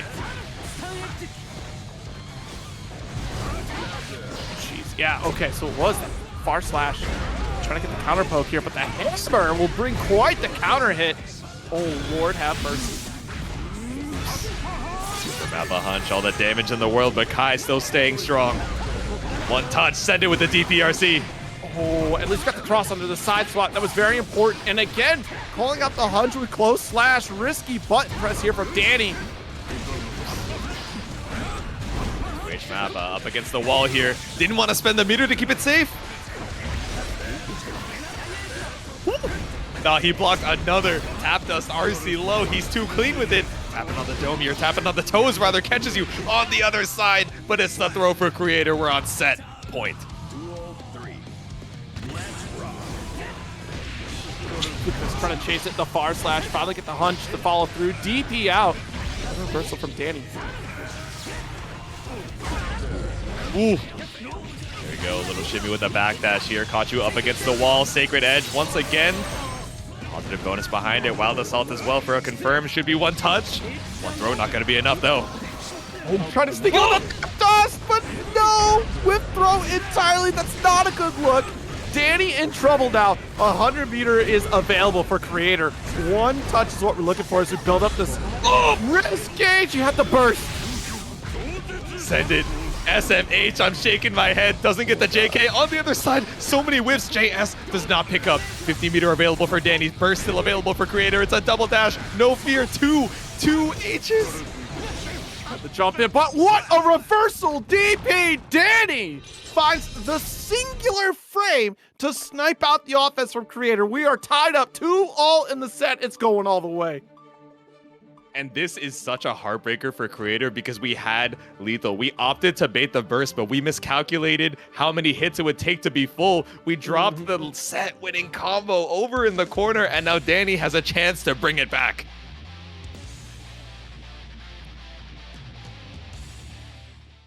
I'm stressed, bro. Yeah. It's looking a little scary. One game, we go for Bridget, right? 5K start? Yeah. Yep. All right, 6H though. We're trying to draw the line in terms of distance. Shock State is going to help things out for Dany just a bit, but look at how he walked down Dany to this corner. Ooh. Okay. 2K2H trying to catch you on the spacing, but no, finally find something off of the 2K2D. Oh, you found yourself in the corner off the back there was what you found. Absolutely. Oh, the shimmy, but we had the PRC. Still goes for 2P to call it out. Look at all the corner carry. Not the most damage in the world, but looking at lethal here, especially off throw RC. Shatter. Not the best shatter that we're looking for, but got a little bit of that boosted damage from close slash. Woo! The confirm of the... He's nice. Me when I say confirm and Kreator says no. PRC, TKL. Holy smokes. All right, the chance of a lifetime for Dany right there. 6P round start. Nice call out. And thanks to the last moment of Shock State, does get plus frames off the Foudre arc. Jump for Kreator. Dash up, just trying to get a little more momentum back towards the mid-screen. Dany knows you're feeling a little bit more passive, catches you out. You tried to escape with a throw, caught up with a stun edge. No! Landed right into the CSE. Sacred Edge isn't enough to kill, but puts you in throw range. Oh, jeez, the guard cancel. So that Foudre to keep it this close. Tap does, catches out the backdash with a far slash. I'm gonna kill. Hold. 100 meter. DPRC is on the table, so is PRC throw. What? With the 2K off the RC, full burst still available for Dany. Baits it from Kreator. We're going to game 5 last round. Holy cow. I mean, what a burst right there. Dany was really feeling it, but the way that Kreator was being patient on defense, that was a Hail Mary burst right there, and Kreator will certainly take it going into this next round. So Dany have to do a little bit of extra work without that resource. Follows through coast to coast. All of this, you tried to go for the spacing trap 2H, but clean jump in from Dany to try and keep you at bay. Shock State's still available, so I know you're looking for the Foudre arc. Ends up backdashing yourself into the corner, and the fast RC, that's burst out from Kreator. One more touch could be it. Throw RC and no burst to bait. Is there enough wall damage? Is there enough for the splat? It doesn't kill. All right, Pixel and a prayer, BRC, but the 5K comes through for the finish. And what's insane about that run-up throw, that is not a Dany play. That's a Kai play here on that Lucius Semis. And Aaron and Jack coming up to bat here for this Happy Chaos Mirror. As we start blasting off again, who survives into the next round? I mean, this is canon. We had this happen at CEO. Oh yeah, true. Narrowly avoided, but now finally getting the match here. Running up into the 2S. Immediate burst coming out from there in the back. Oh, same side. It's just that we didn't get the roll. FD probably pushed back a little bit there. The red druice set, unfortunately, there was a irregularity in the connection of net play. It does give red the set there. Sorry, Johnny. As it goes. Ooh. Okay, off of the Goomba Stomp. Nothing found. Aaron just chilling, holding down back. Full resources, but definitely not full on the HP. Perfect round. Jack. Oh, you know what? That's funny. It's Jack Black on the left. That's real funny. Jack Black is so good. Aaron the red. Tapping on the toes here with the 2K. Yeah, didn't believe in the hit. Just committed to the stagger pressure here, but that's a blue. Wow, the salt on both. You did blah on block? What? What happened? What happened was the Deus Ex Machina. That's a 21 gun salute straight through the wall. Oh, Jesus. Nice counter hit, though. Jack trying to pay this back. What happened? 100 meter available for Aaron. Oh, doesn't fade out the YRC. Just roll through pressure again. Not even blocking her own stuff. The RedIAmNot Happy Chaos able to pull through. Ooh! BRC down, able to react in time. Finds the anti-air with a close slash too. And not able to put away the gun, but putting you away on the other side of the screen. It's a hard knockdown, one touch apiece, but Jack about to build up to 50%. Out here blasting. Good finish for Jack Black. I mean, getting out of it by the skin of your teeth, though. Like, goodness gracious. Jack Black is so good, man. I'm so glad that that's the skin he decides to rock. Oh, man. You know, good on production to name it that way, though. Like, you could have just went, like, Jack Default. Jack Default, yeah. Just, oh. Default from Celestial? No, it just doesn't hit the same. All right. Hitting up game number 2 here. Let's see if Aaron can stop the momentum. Early win from Jack here, but the walk back perfectly spaced outside of the 2S2. Bang. All right. Wow, you walked away from a bullet. How about that? No stopping the joke. Yeah, no stopping this 21 guns. Once again, through the glass. We're already pretty good on the resources as well, so we're very far away from that 50 meter, even with the positive bonus, but I don't know. If we're not super greedy with it, we don't need to spend it on the concentration.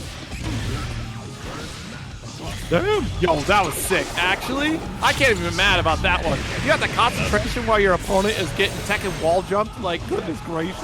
That's what I'm saying. We got the stage transition as well, and we got the 2K 2D off of the curse. Gun whip unnecessary, but just for a little style. Another round for Jack. Great round start here.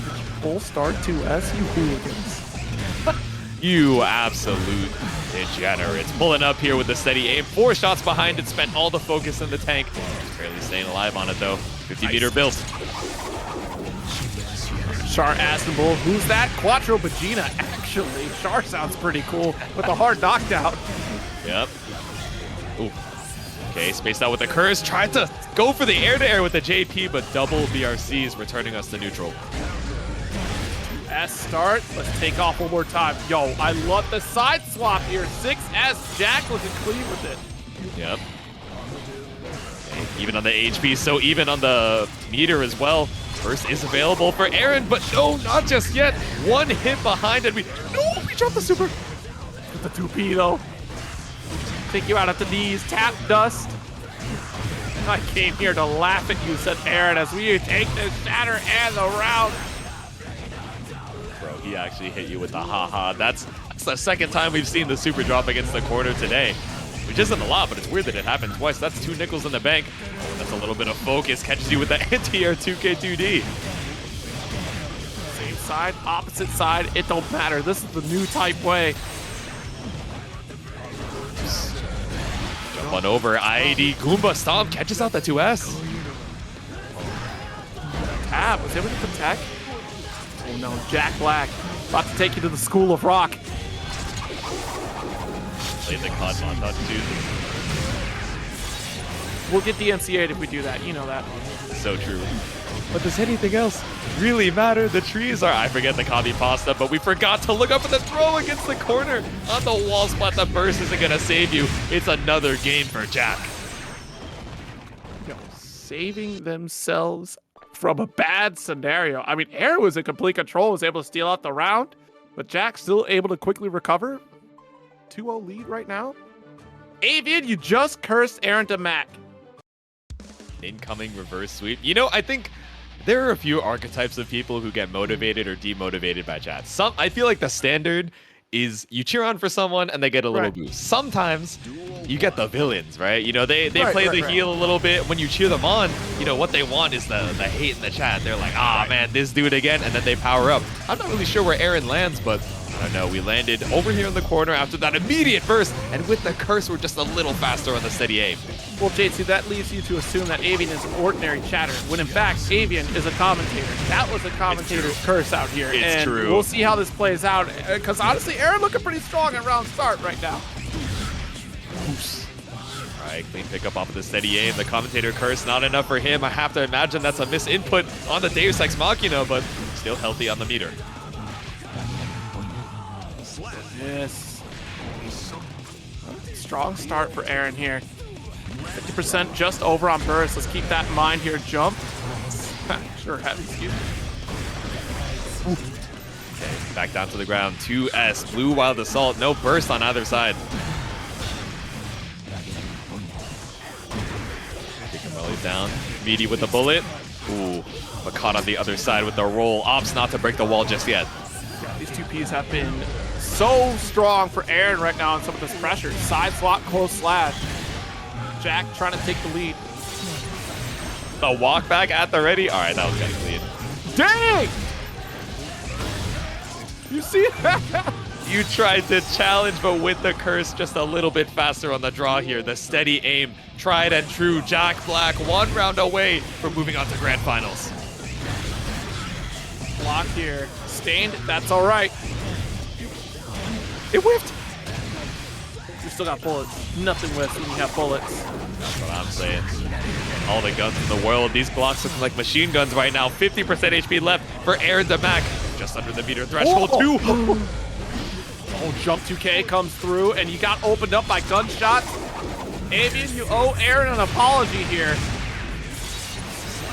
I'm sorry to have to send you down into the loser's side, but the winner's Celestial is where Jack belongs. Heaven's side of grand finals. Jack moves on 3-0.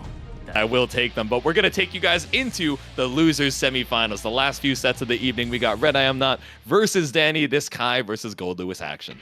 All right, so Kai versus Goldlewis. Like we said, RedIAmNot was able to come out on top for the last set. Unfortunately, there was a issue with the network, giving RedIAmNot the opportunity to advance forward against Dany, who has to deal with this behemoth that is Goldlewis with a late White Wild Assault here to maintain that corner presence. And you see this? We're already 1 touch away. The double 862s, RedIAmNot, but WhiteIM with a Wild Assault. Rough it is for Dany up here against the wall, just sending these ID forward jump back stun edges. Oh, Lord. Where are you jumping? Nowhere. This Behemoth Typhoon covers all angles. White Wild Assault once again to put you up against the corner. Saved it from that last round. Ooh. Flicker with the FD to try and ban out a throw, but Dany's not going to bite. Call out the IB, but unfortunately, that Fujiark is still going to close the gap. What a 6P to call out the jump D from Red. Oops. Okay, jump forward JH, just opting to keep the pressure on. Yeah. The clash is straight on through from the skies. Red gradually making their way back towards the mid-screen. Lots of meter behind it too. Ooh. Very sneaky run-up throw. I said we never see it from Dany, and yet here we are. This is the most I've seen run-up throw from Dany in my life. Sometimes you got to put it back on the brain, right? It's like you were mentioning in the previous Dany set. We got the Dany playbook, and we got the Kiske playbook. There are some similarities, but the Venn diagram doesn't have too much overlap, but finally pulling up with so much throw. Shock state again. Nice. A small micro dash for 2P here. Calling out the Fujiark before it's active. No back dash here. Wait a minute. All right, so you're not dead, but you are absolutely worse for wear. Holding on to this last round here with a burst. quickly jump in on the gas. All right, dragon install for the shatter.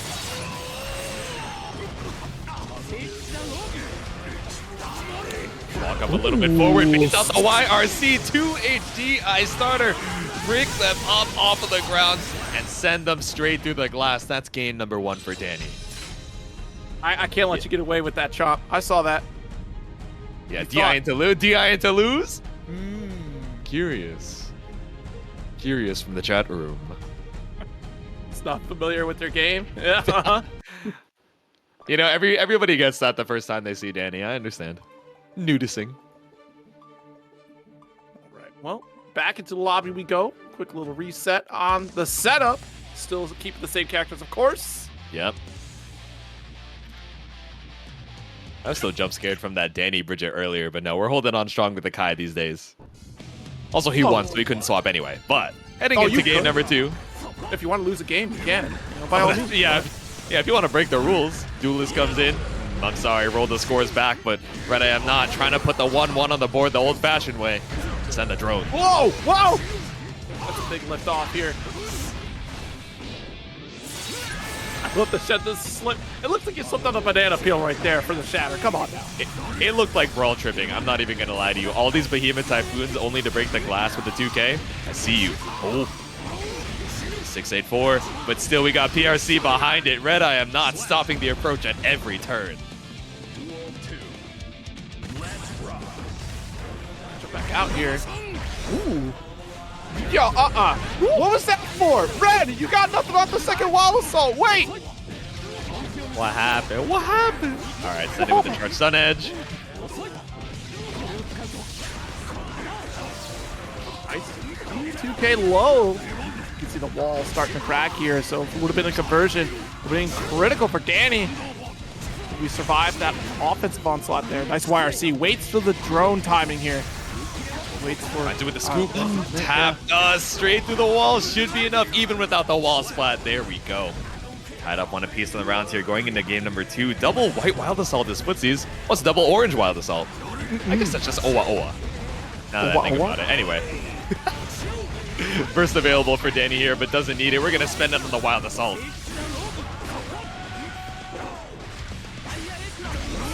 Again, we do get that stun applied. Who could we drive out with that wild assault?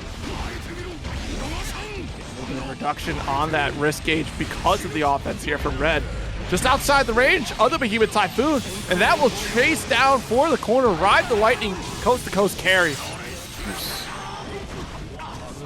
There you go. Dany going to be waiting a little while for this positive bonus to cash out on the meter. I say as we find the hit, all the meter in the world, it's flowing like a fountain. Meter abounds for the 2-0.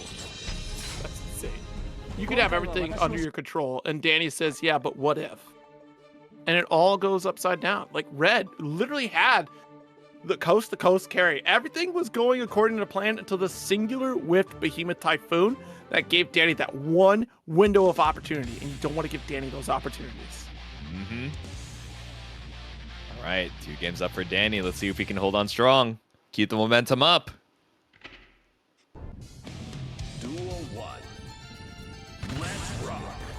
All right, Red, let's see what we got. The walk back just to try and judge what Dany's going for. We're actually making our way in with ADs, and finally let's hit rock with the white wild assault.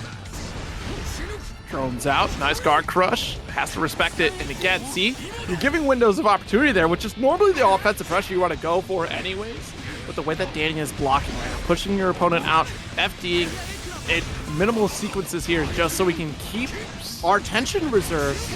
Oh, nice cross-up attempt here, but still gonna get the wild, or excuse me, I'm wild assault build right now, but that was a YRC. It's all the acronyms in the world. Anything to try and escape the pressure, but runs up with the throw once again. Dany has a huge life lead to try and make up. Nice counter hit.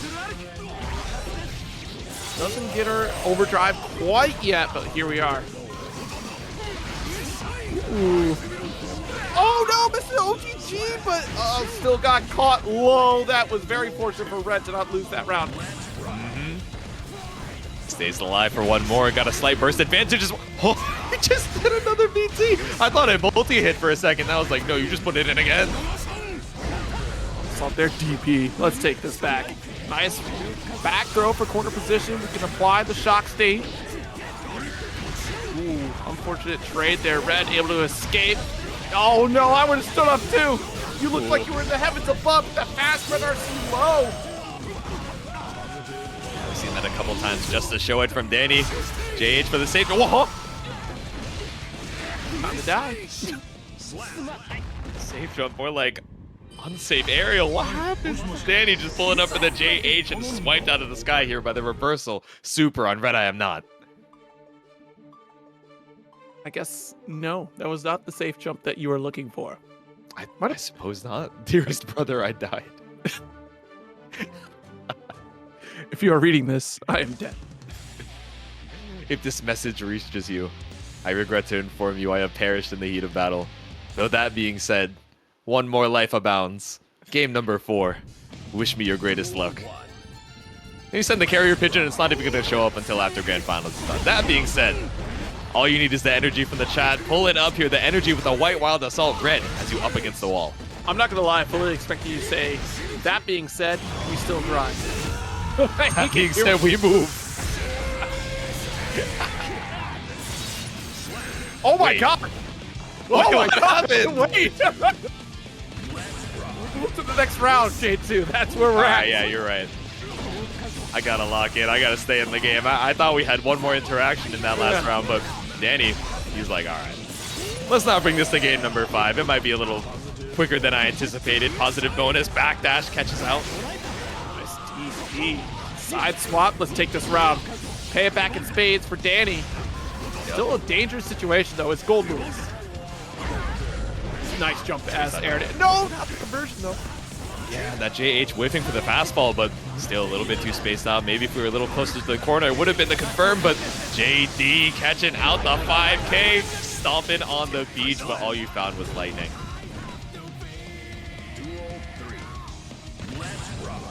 All right, set point Dany. Jeez, wild assault, of course. I don't want to play the neutral. I'm in your face. Swing. Ooh, wrong direction. Because of the FD, yeah. There we go. Nice, got our guard crush, still stand blocking. Dany's defense looking really strong right now. Jump H finds the mark with wild assault corner carry. We had the charge wild assault into micro dash 5K pickup. Dany's kind of nice with it.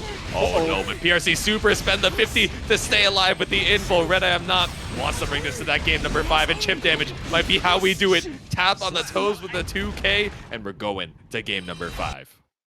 All right. 2-all in the set. That damage output from Goldlewis is a force to be reckoned with. That first round, we both weren't ready for how much damage that was going to do. That was pretty wild, because occasionally 2-touch is fine, but, you know, I didn't catch the risk gauge on Dany for that round, so maybe that was a big factor. The final game of the set here in loser semis. Who gets to go up against Aaron DeMac? Duel 1. Let's see, this game's for all the marbles. Once again, playing it slow like we saw in that previous game, but catches you out with the anti-air 2P.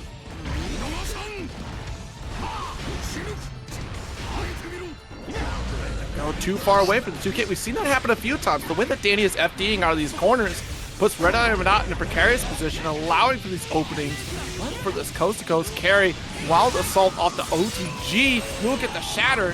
Yeah, and I like what we're seeing with IBFD. You know, we'll talk about that later. We got the PRC super into back throw pickup with the drone, but not quite enough meter behind it for the 50% knockdown, but we still got wild assault. Thought you could DP against a Goldlewis ready for throw. Eject immediately. Does not want to get called out for the ride the lightning here. Yeah, I like the immediate PRC coming out from Dany because we're trying to bait out the reversal super, but save the meter to kill. RedIAmNot on set point. Stomp the ground, stomp the yard, just looking for something off the 268 frame trap.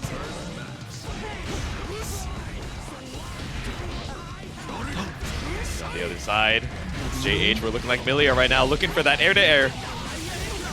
All through with that wild assault again.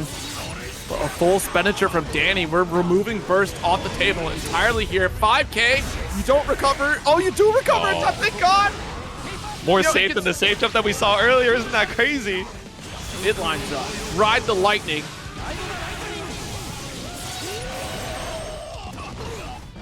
This is scary still. Wall Assault is a threat here from Red, right? You can close that gap quickly, carry over for the corner off the Chipp damage alone. This drone putting in work, but the cross under Dany with beautiful navigation. The Red RC holding on to burst for the final round of the set. Dany finds a way. Nice 2S. Yep, over the FD flicker. All right, switching advantage early on to Dany, but really still so much health for RedIAmNot to work with. Still got White Assault. Make it a double. Nice 2P anti-air, 5P for extension. Run up stagger, tries to catch out the fuzzy. Nice, backs off just a little bit here. The 5P not going to work out here. It's a trade. Dany in trouble. That Chipp damage really adding up, but 6P, what a brave press. Oh no. We mash all through. We find the 6H counter hit as well. Ride the lightning straight through the glass, but it's still not enough. One touch apiece. Red head on the meter. Positive bonus going to even that out soon, but super PRC. Scary CSC. What a pinpoint precision jump here and block from Dany. Able to survive the Foudre arc to close it out. My goodness, that delay 5H in that last sequence was perfect. That's a FromSoft reference, folks. I keep thinking it's saying the Ashy one. I was like, bro, just get some therapy. What are you talking about? That'd be wild to put up the, it works for Happy Chaos, so I mean, look. It does. He is kind of the Ashy one. He's just sending the toes out here. Tried to send out the steady aim, but caught out with a charge stun edge. Dany winning the projectile war for now. Quick draw. Gonna get her shattered. Already got hard or soft dog. Actually hard, excuse me, had the Deus Ex Machina on that one. There we go. Direct clad down. Back up against the wall. Aaron has the meter for a YRC, but tries to go for a bold IAD. Takes her turn back with the DP though. RC taps us to finish the job. Dany has certainly been in these positions before. 50 burst apiece. Makes your way on through with the dash under. We mashed on the shimmy. We knew you were looking for that backdash, and immediately we let the 2D rock.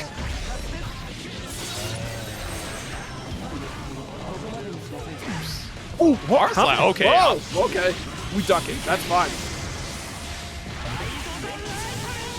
You know, here I thought we would run up for the 5K, keep it safe on the burst just in case, but sent it for the attempt at the close slash, maybe came out as a far slash on a backdash attempt, but either way, Dany seals out game number 1. Yes, indeed. Cleanup is there for Kiske and Dany, right? That's tricky to deal with, especially with Aaron being caught on the back foot here. Sayonara is betting the solar system on Dany. I mean, that's Soul Badguy and every cat named Luna. I'm just saying, that's a lot that you're betting, so you better be ready for Dany to take this 3-0. And I mean, with the momentum, might be able to do it, but we've seen Aaron come back from worse. We take the disguise with a shot. Wait a minute. Which solar system, though? Because if it's Oh, yeah, that's a good Andromeda, question. I That's think a we're good going to be okay. Yeah. That one's kind of hedging your bets a little bit, but oh no, tries to send it with the far slash, whip punish with the 2S, but the curse just goes right over Dany's head. Yo, nice 2K. That startup on far slash was looking devious.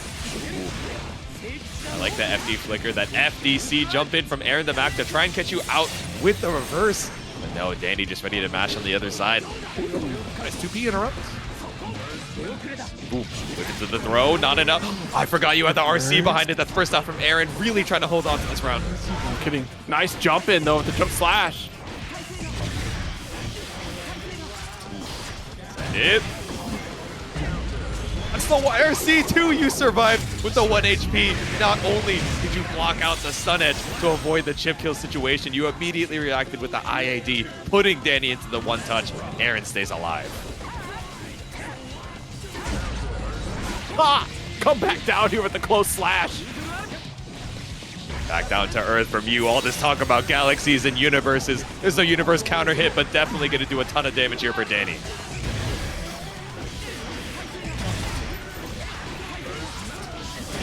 Lift off here. we go, the dual-wield gunslinger once again to break the glass. Aaron working through a hefty life lead and a meter disadvantage as well. Oh yeah, full screen range here. Plenty of resources. Good to see. We see Dany go for run up, ride the lightning. Yeah.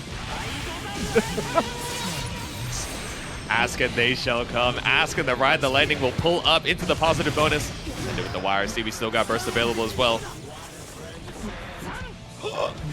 Really landed into the 2S. Nothing found on the landing recovery though. Really reaching with the 5H there. Far slash coming through. Scary. Send it on the scapegoat. The stun edge kills. Nice block on tap dust. Opens up low. Saw the blue, saw the orange. Tried to bait out the burst. Oh no, but the jump back JH catches out the throw. I love how we take a full pump the brakes after we pull the trigger before we can even throw, and that does give Dany the opportunity to attack. Jump D to carry. No burst there. There it is. Yep, double back, catch it with the 6H. Finally rocks the burst from Aaron and finally catches you with the high knees, that close slash.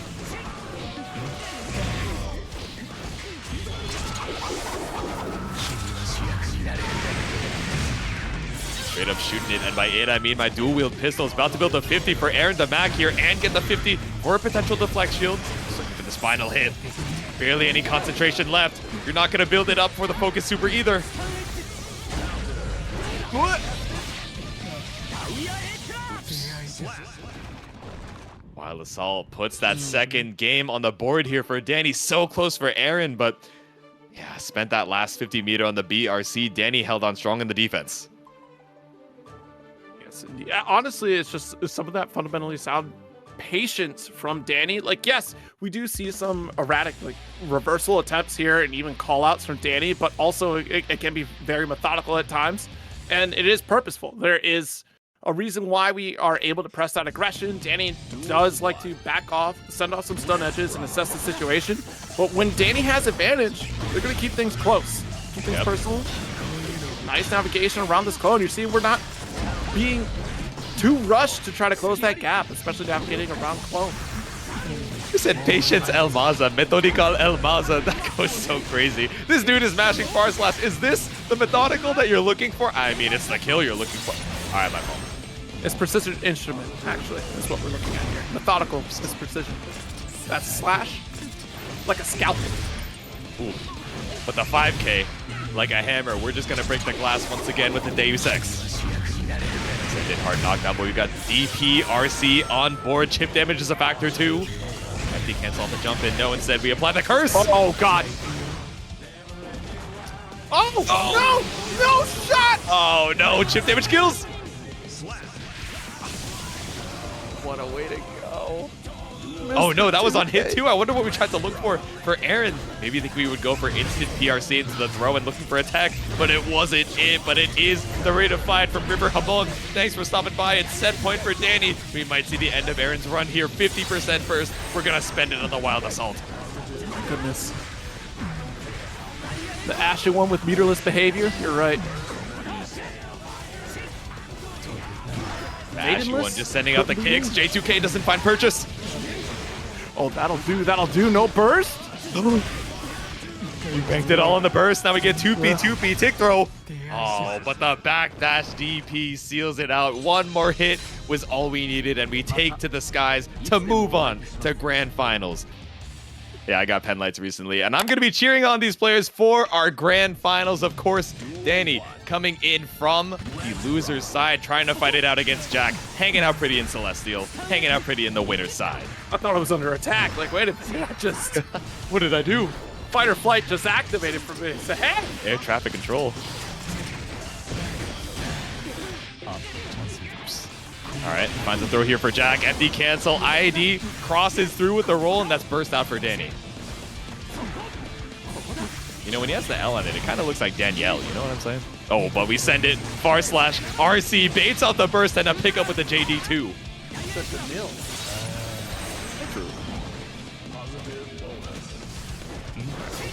Let's see if Jack can find...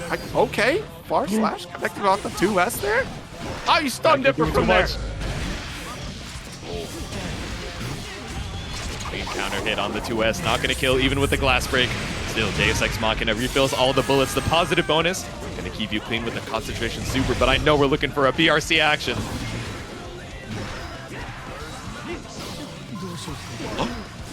Just a little bit too far for a pickup off of the 5K, so we send J2K, bursted into the corner, whiff, and it's the throw OTG to take the round back. Dany stays alive. I mean, just barely a hit away from victory was Jikh. 2S round start, we got a full screen presence, clones down the heavy slash.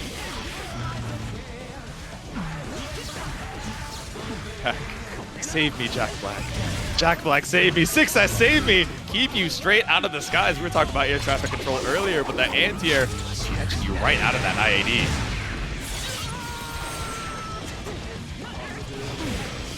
Nice roll through here, Jikh. Plenty of meter available. Corner carry, another shatter. Set the positive. Go. Steady aim, just trying to chip away at the health right now. Even with the stun dipper, when Jikh is taking so much space, how does a man approach? Well, full burst. You know that Dany is able to convert off of these double orange wild assaults here. Not spending it off this one. More significant combo here. Thinks that we can care for corner, but Jikh drops out a little bit early. Wild assault, continue offense, sneaks in the throw. Good stuff. Go, stun and whiff. The JS catches you, taking to the skies, tries to go for the delay Fruja arc, but bursted out finally by Jikh. Blocking all the bullets that we can. One in the chamber. Nice backdash, Jikh.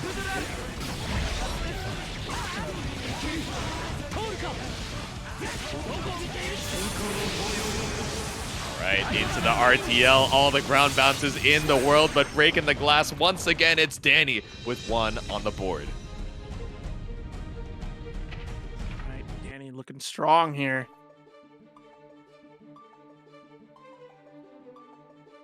Is any roll through nice? Dude, Jikh es un artista. I can't disagree. That's what the chat is telling me. They've never been lying. He's an artist on the streets, but I don't know. This artist has fallen on hard times with that first game. I'll tell you what. Oh, I like it, and that's what matters. So shut up.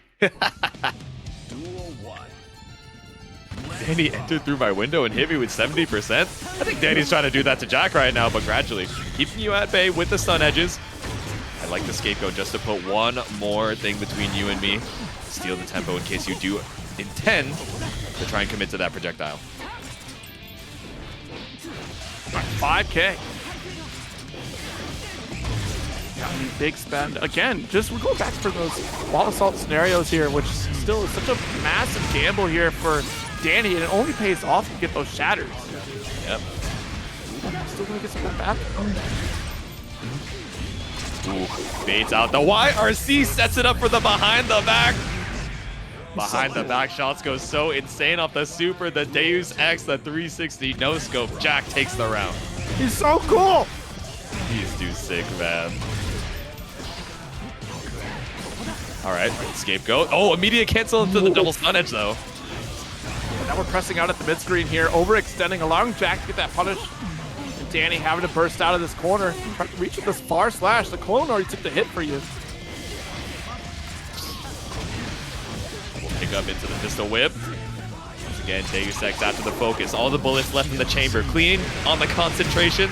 That's all the resources left in the world for some BRC shenanigans. Ooh, speaking of. Ooh. Jikh Black with the BWA once again. Send it. It still doesn't kill.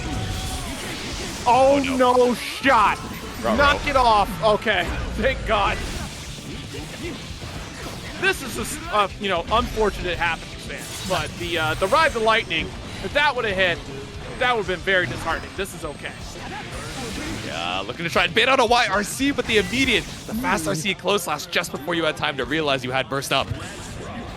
Hey, I mean, do we spend the burst here coming in a full round, right? Like, you were still one touch away either side. You still have the safety net going into next round. Let's try to do this work again. Yep. Save us, Dany. I don't know. Dany's the one who needs saving up against this corner. Jikh still ahead on the burst. Dany not far behind. We're just going to IND back over the charge stun edge.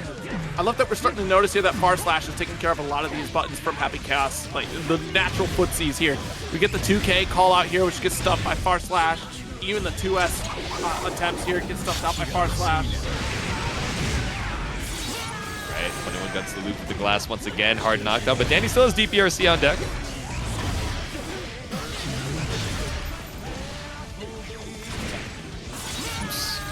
Through the glass once again, still not enough, but 100 meter, barely any help. Dany finds a 6P. Oh, but what a throw. Are you kidding me? All right, one apiece. We got a match on our hands here for grand finals. That one was nice. A sushi roll is nice. You know, donut roll, also nice.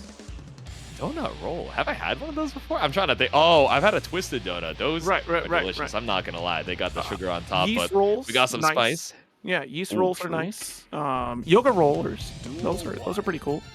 Big fan of foam rollers. Foam roller. Yeah, there we go. Ooh. Okay, stank applied, but so is the shock state. Roll on through to catch you out. Really not going to do a ton of damage. We're just opting for the knockdown and resources. Ooh, nice 2S though. Max range here, able to get the immediate follow-up for the shatter. Good run.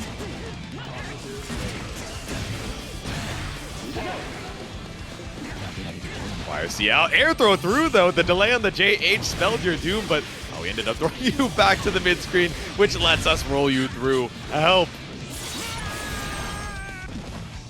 Never mind, we're still living. Ooh. Trade on 2K isn't what you needed. Another round up for Jack. Yo, okay, come on. Jack, come on. Come on. He wants me to say nice roll so bad. I'm not going to say it. Ooh, that was godlike. Tumble. Meter available both sides. I need help. I need backup. Need a way to get out of the corner, and I guess 5K is the way. Oh, never mind. It was not the way. I'm sorry. GPS broke. Well, at the very least, let's look at the round. He is chaos saying, Jack, please save Guilty Gear. That's crazy energy. Landing on the curse. Finds it. Shot up here with a steady aim. Take the lift off here. Got a bit of a concentration. Hard knockdown. Oh, good guard cancel out. Oh, you try to take aim, but a beautiful jump in here from Dany. Yep. Trying to take your shot, but you are not at the ready. You are not ready for the BRC accelerator, the fast BRC down. And now we're quickly bringing you over to the other side. Refill the bullets in the chamber.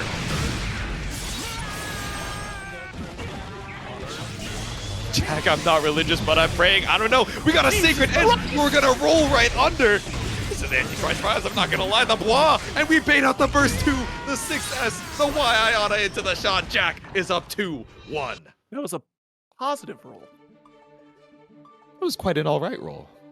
It was a decent roll. Exquisite roll. I suppose it was quite nice, as one might say. Okay, that was okay. Cool. Now that we're on the same page, I see. I actually didn't think he had enough time to roll out of it. I'm gonna be 100%. Yeah, I thought he was just gonna eat that sacred edge. Yeah. All right, as long as we're on the same page for that one, that's fine by me. But Dany, I don't know, behind a page, further back in the book, just trying to get back off of this back foot. Down a game, but we roll through. Nice catch from Dany, just running up with the delay 2S.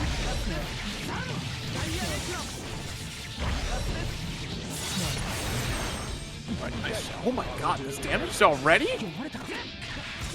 What happened to Jack's HP? What happened to Dany's meter? He's fully loaded.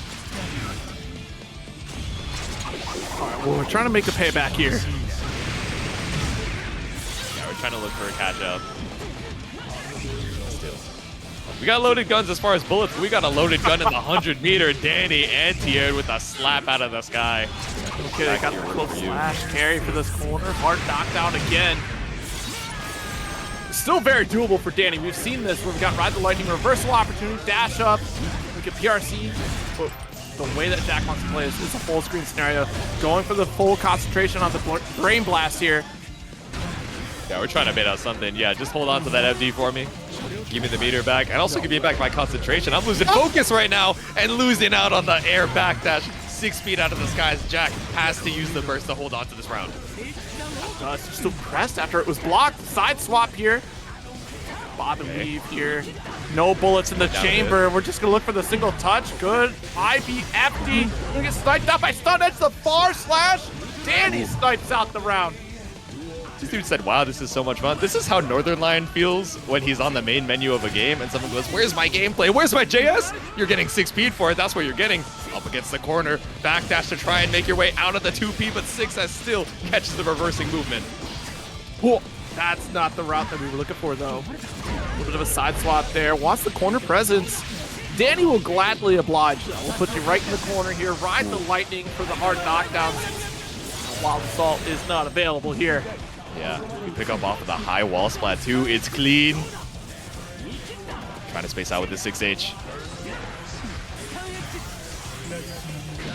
These are the footsies you wanted. Still, even after the BRC down, catches out. Nice little side swap here. Cursed up. Quick draw. One bullet, though, so we're not going to pull the trigger. Oh, my goodness. Can't burst. Open it to the kill unless you have the PRC OTG, a 6H to bring us to game number 5. One away from the reset or one away from taking the whole thing. Jack, can we hold on? Dany, do we have one more in us? It's that potency from each confirm that Dany gets throughout the set. The damage starts to run away from Jack here as we try to navigate around the offense from Dany. It's that same movement problem that we had earlier in the navigation from Dany against, I believe that was, I almost want to say it was, yeah, it was Kshu, right? Kshu with a lot of that mid-screen presence here to avoid a lot of projectile play. 2S into the shots. Run it back. No. First to try and hold on to this corner, but Dany does find the 6H.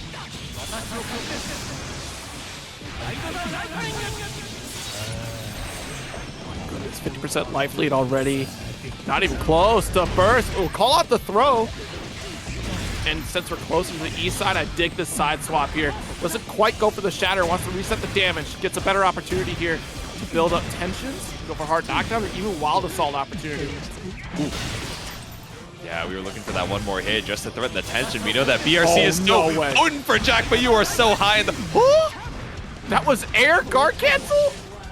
Oh my god, brought you back down to the ground, maybe to try and find a punish, but still Dany had all the meter in the world to keep it safe. That's 50 burst down the drain. I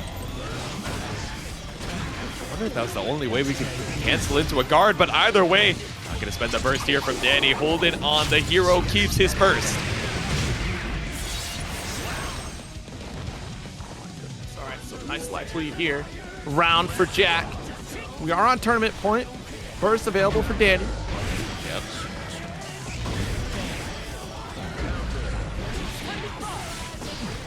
Dash far slash catches out the throw with.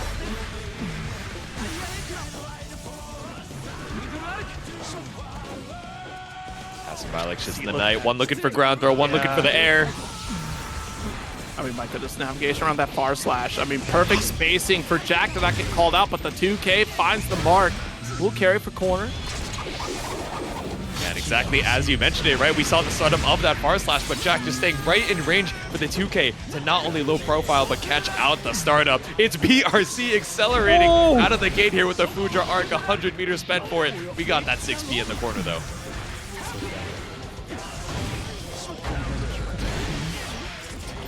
Go. Trying to go from left to right. The jump D stood up right in the nick of time, but we open up with roll. Ooh. Tournament point, Jack. One more hit could seal it out, but Dany wants to live one more round. He catches the roll with close slash. I can't believe we had gunshot even. It did not find the mark. 2 less was definitely there. Oh no, but we didn't find the throw either. Looking for the tech, but Dany caught out here. Immediate burst on the steady aim.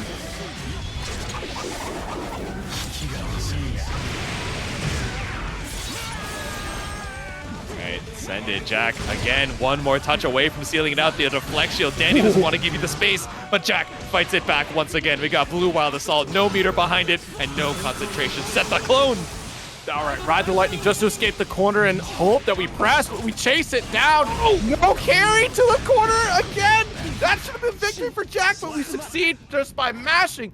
Tap, dust, gunshot. I have 6 6 bullets. You have 6 chances to block this, but I'm going to take the chip regardless here. Jack coming out on top. Jaitsu is stressed. But we're all feeling good at the end of the day because that means we have another champion here at Tampa Never Sleeps with Jack